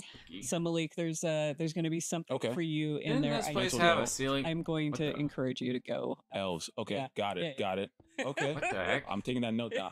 Ian, how's it going? Hi, I'm Ian what? Hasekostas, game director Rainbow. on WoW. Also, I'm not in 20-year creative, player am at this I? point. I think for Bethany, her Structure moment of Void. hooked her was flying. For me, it was How did actually I- day one how did I break logging in on an orc shaman who sounded cool. How did I break looked those? Awesome, I'm not in creative. And literally hitting spacebar for I'm the so first time confused. in World of Warcraft. Just the humble jump button. Yeah. And like just That's true. the visceral feel of like the weight to hitting it and moving through Yo, is the there world stuff down compared here? to other massive online games at the time. Like I was like, this is special. This is wild. And then Oh, it was there's a nothing deep really down rabbit hole here. to go Okay. down. But really, at this point, it's crazy looking back at a game that really has shaped the better part of my adult life. Oh God, There's what? so many why ways can't to I go with up? that. Like I always love when I hear stories of people playing a game and then working on the game. I'm no mathematician, but 18, 20, 20, that's 58, right? 58 years of experience that are working on this game. And I'm sure that's multiplied by the amount of people who are working there. So that is incredible. I think we always love when devs have grown up playing the game and like lived the game that they're working on it, because you have the best interest of the game at heart, right? I love that. To me? Why do you need a there's TP? An elephant in the room. This is the Xbox podcast. Can you tell our fans, like, what are y'all doing here? We're really excited to be part of the Xbox Valley. Well, yeah. What's up? What are you doing? Medi? We're just super excited to be part of Xbox now, coming from Blizzard, and we're representing the PC game, World of Warcraft. So we're super excited to be here. We want to share with all of the Xbox fans that we're here to stay. We've been around for 20. We're not your dad's game. We're not your mom's game. We're going to be around for 20 more at least. And we want to invite everybody into this incredible experience as we get into our 20th anniversary and this incredible saga that's kicking off a 3 expansion, incredible epic journey. The timing is also specific because it's the 20th anniversary. Yeah, this is a huge year for World of Warcraft in general, right? It's really humbling, again, to reflect upon my own relationship with the game, but really just to look back on the journey that we've taken as a development team with our community. Right? Yeah. We are a game that has grown and evolved as our community has. And, 20 years ago, maybe a knock on WoW was like, well, this is a game that is going to consume your soul. Like, don't even think about playing this game unless you have endless hours to devote to it, because that's what it's going to take from you. And I think not everyone has that time to spare these days, right? We're all busy. We all have a lot of responsibilities, but we want to maintain a relationship or build a new one with this world that's been so special for so many people. And so I think evolving over the years to keep that depth for those who want to seek it, but making sure that there's a wide range of levels of commitment and relationship you can have with the game and still have an epic, fulfilling experience, right? Whether you are just questing on your own and exploring the world, whether you're getting together with a couple of buddies and going into one of the new delves that's coming in War Within for like 20 or 30 minutes, or whether you're just, a collector who wants to earn all the things, put together sick outfits and show them off. There's so many different ways to play World of Warcraft. I think that's part of what's kept the game as vibrant as it has been for the last 20 years, just the diversity and the continued evolution. Yeah, 100%. We branched out too, based on what our players wanted and how they want to play. So we have World of Warcraft Classic, which is sort of the nostalgic version of the game. If that's your jam and you want to experience like what the MMO was like, back in 2004 when it launched, very vibrant community. It's very unique, as opposed to what we call WoW Modern, which is what we're going to be talking about today with the War Within. And then in our modern game, we've been doing updates like every 8 weeks. We've added game modes. We're experimenting. We're listening to the players, and we'd love to invite everyone in to come and try the new WoW. And we're going to get into a little bit about what I can expect when I jump in, but I want to just jump off what you all said for just a second, especially with you here as a community manager. But what's been really great is this through line that when we speak with devs and talk about their relationship with their community, and specifically for a game that's been around for 2 decades, that relationship between you and your community must be like unbelievably vital to having this game around. It's everything. I think really, the last few years in particular have been especially shaped by making sure that we're meeting our players where they are, that we're listening to, anytime they're calling out obstacles that are getting in the way of their enjoyment of the game, and making sure that, Azeroth is a place that is welcoming for everybody. I mean, it's one of the fun, wild things about WoW is that it's a game that you could take a dozen people who would self-identify as diehard WoW players, sit them around a table, and have them each describe what it is they love about the game and what they do in it. And each of those dozen people could have a different answer. Whether it's, exploring, whether it's the story, whether it's getting together with 20 of their friends to slay a dragon, whether it's PvP combat and climbing to the top of the arena hierarchy, or whatever else. And so, I think that chorus of voices, sometimes dissonant and conflicting, is like the beautiful tapestry that makes WoW WoW. And I know it makes the community management for WoW particularly challenging. So we're very good for Bethany helping navigate all of that. Oh, we love it. But we owe everything to our players. Yeah, I love that. Kudos to you, Bethany, of course. So now let's talk about me jumping in. Let's head into the present. For players, since this is such, about approachability for folks who are jumping in, for players who are looking to join the adventure in Azeroth, how do you suggest to get started? Like for someone who doesn't know anything about WoW and they're like, this is getting me into it. I'm really excited based off what you all are saying. Like, what do I do when Drippy's I go? Apple House. Well, so first off, you can check out the game completely for free initially. As no subscription required, no purchase required. Just go to worldofwarcraft.com and download it. You can jump into a pretty new starter experience that we created in recent years called Exile's Reach, or it's you'll level from 1 to 10 with a character class of your choosing and kind of learn the ropes, learn how combat works, how the quest mechanics work, and a bit about the world that you're going to be in. And then from there, the journey continues if you purchase an expansion or subscribe. But we've really done a lot over the last 20 years to ensure that 20 years of content is not 20 years of obstacles that you have to overcome to get to the latest, coolest thing. You've constantly streamlined the leveling experience, so you're just going to play through a single expansion. Like when War Within comes out, Dragonflight, the current expansion, will be what you play through to level up and jump right into War Within. That will again give you the power, give you an understanding of the mechanics. You'll have a dragon companion that you'll earn very early on, so you can fly around the world as you explore it. And it's also going to kind of prepare you story-wise for what the War Within is going to bring. It's an experience you can do over. So if you start with a shaman or a hunter and you're learning the ropes and you're like, hey, and it can be 30 minutes, maybe you're kind of into it and you're like, I want to try a warrior or, another, we have so many classes, or a mage.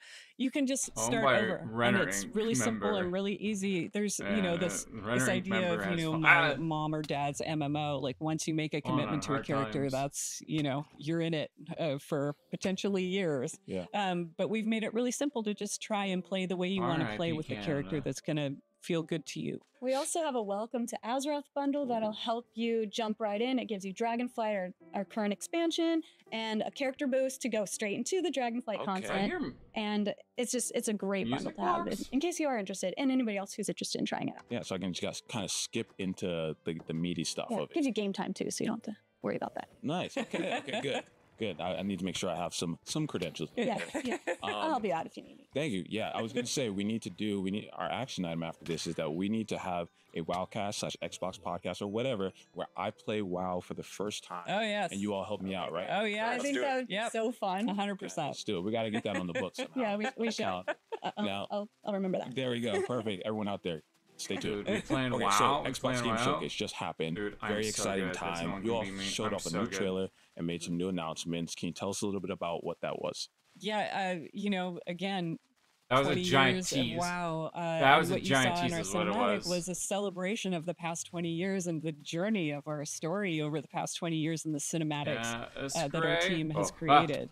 So we have that, and also we're announcing our launch date for the War Within.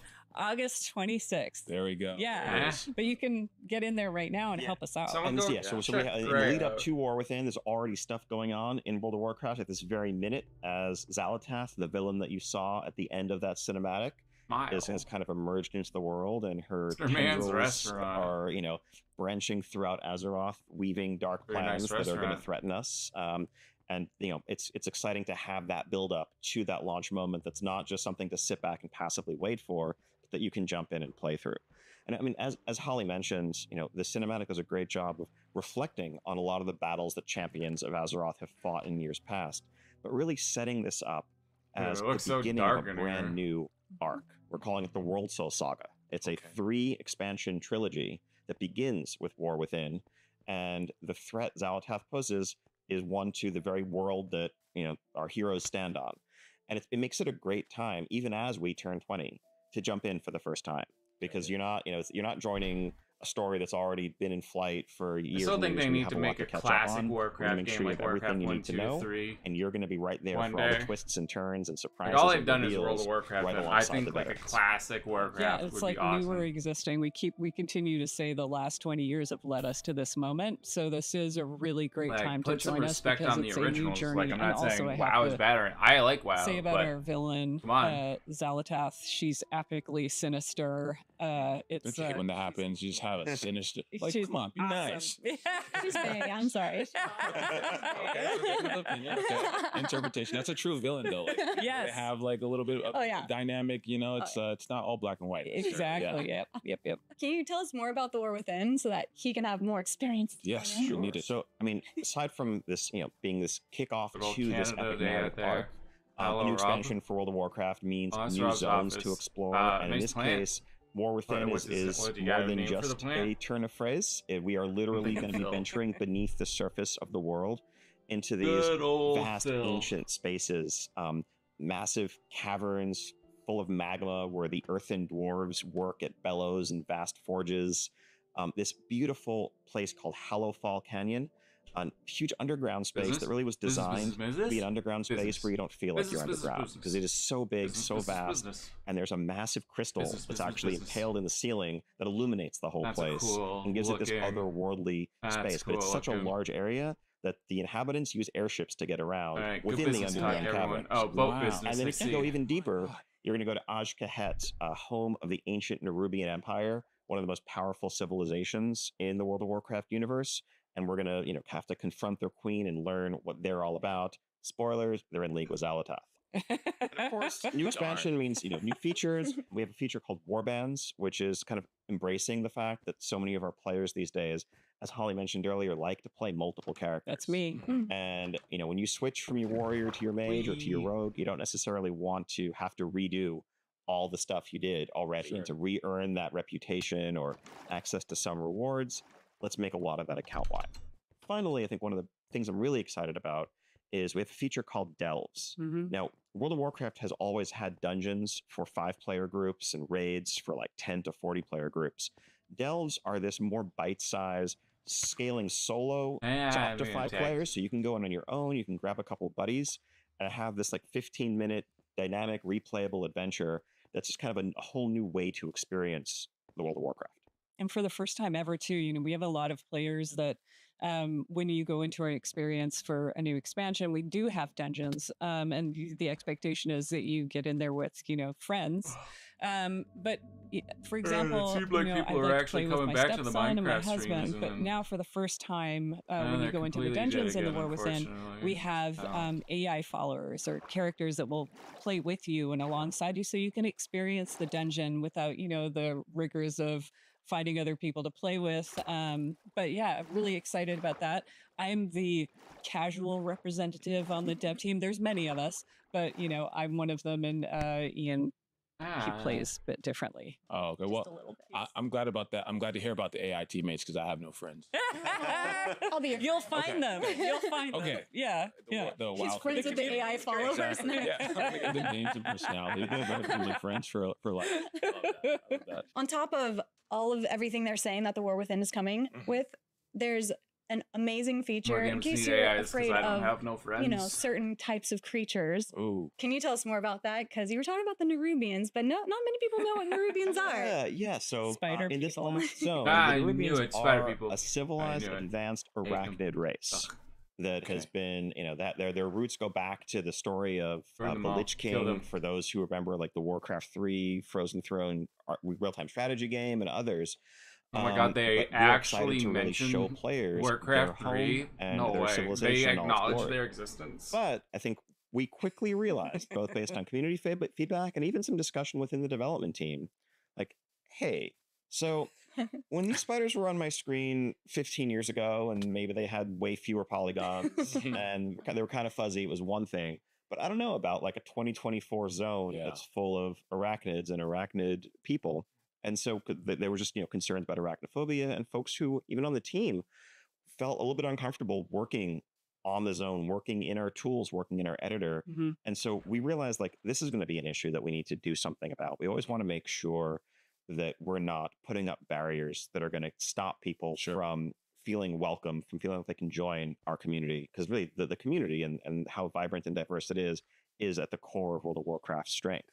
And so we set out, did a bunch of research, talked to outside experts on arachnophobia, and explored different options. We tried removing the limbs from spiders, we tried changing their models, we tried changing the number of eyes they had. Removing the limbs from spiders, they made psychopath some amount alert. of difference. But what we actually found was that the single biggest impact on reducing their triggering reaction was actually just straight up replacing them with crabs.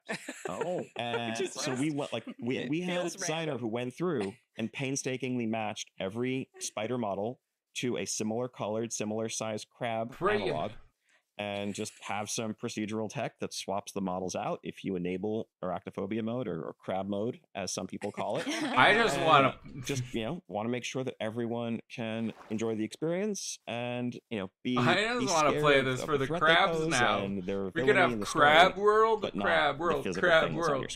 Yeah, I love that. Up until this point, we've been talking a lot about approachability for new players like myself, but accessibility is something that is increasingly important in the industry today. So, in my head, already, immediately, a few things pop up. Which one is that we saw it a little bit in Grounded. They also had an arachnophobia mode, so shout out to that. I love that the diversity of your teams have allowed for this kind of thing to come up because. 2024, we are literally, our teams are so big and there's different types of things that people have to consider. And so that's why it's so important to have diversity in your teams. And also, I just love that we've just progressed to the point where we can think outside the box on traditional, what we would consider traditional accessibility and start to go to some of these tackle some more of these maybe niche. How do you find that out? How do you just switch I love that. Spider our with team crab, is so passionate about it. And we do what we can, and we even experiment.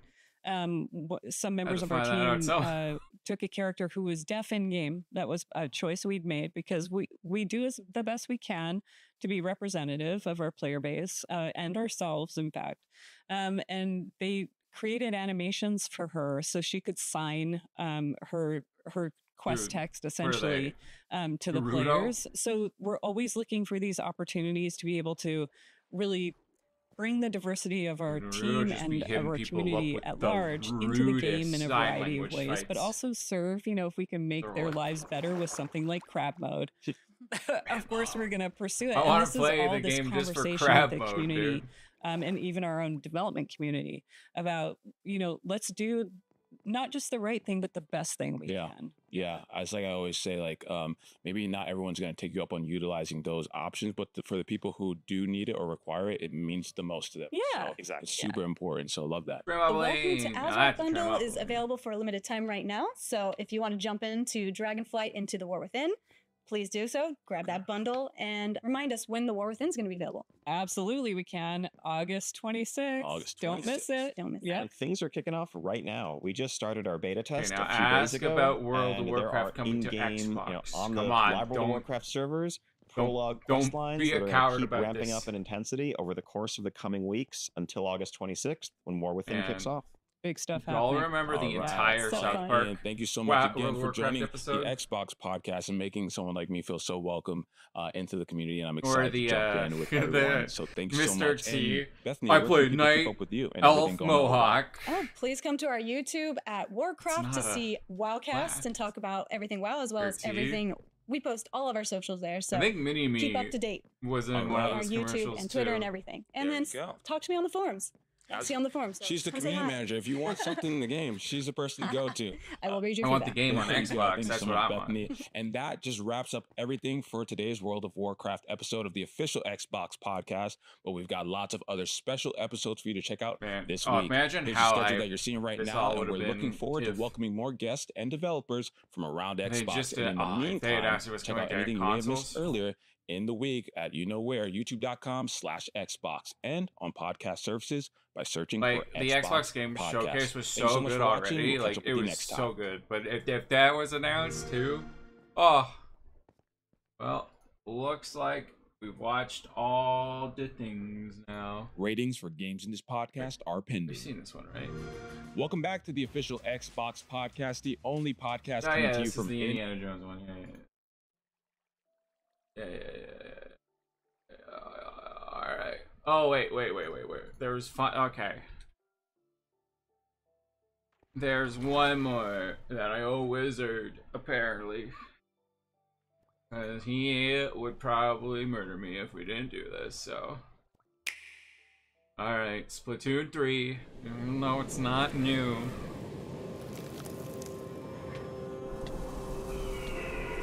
Oh, I'm drowning. Did they change the bubbles? I feel like the bubbles are different from how they used to look. Am I wrong? Oh my god, it's my little fellow. My little buddy. This is really the trailer? They're starting off with customized. They're just showing you the customized. Is that really how? That's really the announcement? There's, okay. What a weird way to announce this. What a weird way to announce this game, huh? They're not showing anything. It's just okay.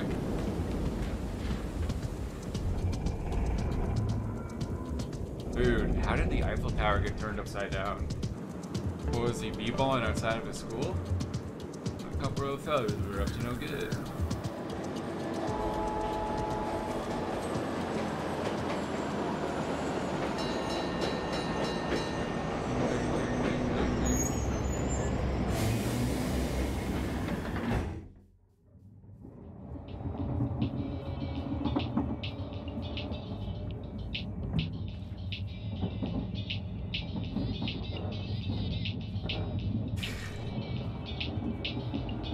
I don't know.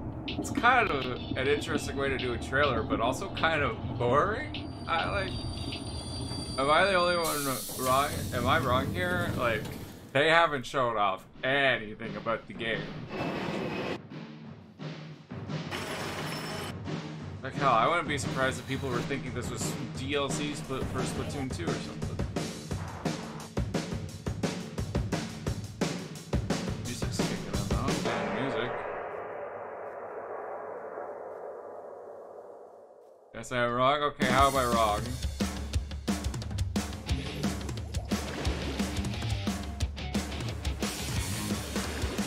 Okay, here we go. We're actually getting into the nitty-gritty.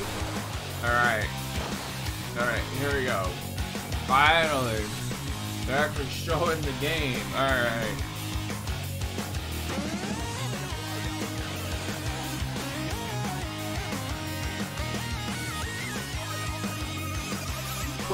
Quip.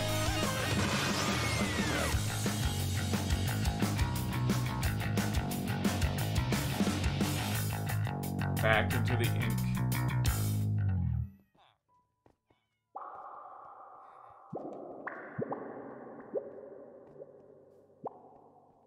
The post-credit scene? I hear sounds. No, okay. Well, that was certainly a trailer. I don't know. I feel like trailer doesn't do. Oh, let's watch this again though. I feel like the trailer didn't really do a good job of showing off like it's why you should go from Splatoon 2 to 3. Dude, I wonder if they actually have voice acting? I never even thought about that, but they actually talked a bit, so I'm curious if there's going to be a little bit of voice acting in this. Luigi! Yep. Luigi! Unless it's just gonna be Luigi, Mario!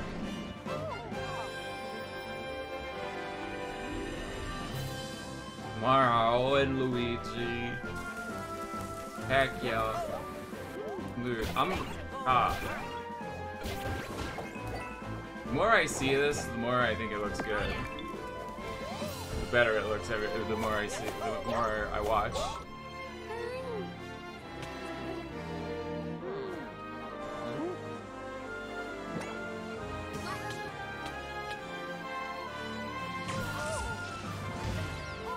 How else do you want to travel across the world other than in canon? Classic Mario logic. Luigi's dead low. Oh, fire him over, fire up. In gray.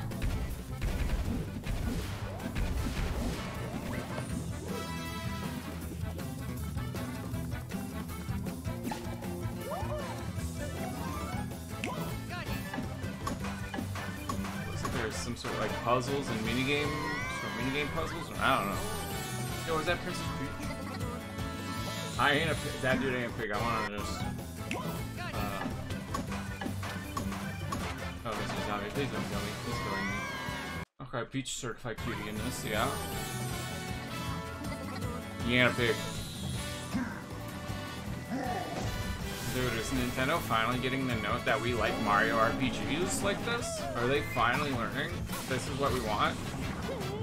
God, the specials look so anime, I love it.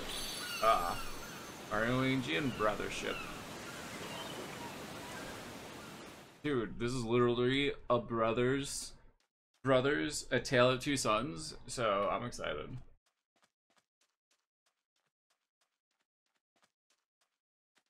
Well, okay. Well, I watched all the stuff I wanted to watch, and it's just me and Gray, so I guess I'll just end the stream if no one else is interested in Minecraft at all. So I'm just gonna get some supper. But thank you to the very few people that did actually join. I know we're not at Realm 3 just yet, but sheesh, was it that hard to actually come and join in for Realm 3? Or before Realm 3? Ow. But really, really good streamers. That's why people show up all the time, yep. Anyways. Thanks for joining and watching. If you are new, don't forget to follow and turn on notifications. That way you can join live and hang out and play more games with us. Check out my YouTube channel if you like this or like that. Winner's nomin on something. Check out my Discord if you want to hang out, get updates on the stream. And yeah, so thank you for joining and watching. Until I see you guys in the next stream. And as always, stay classy. Bye.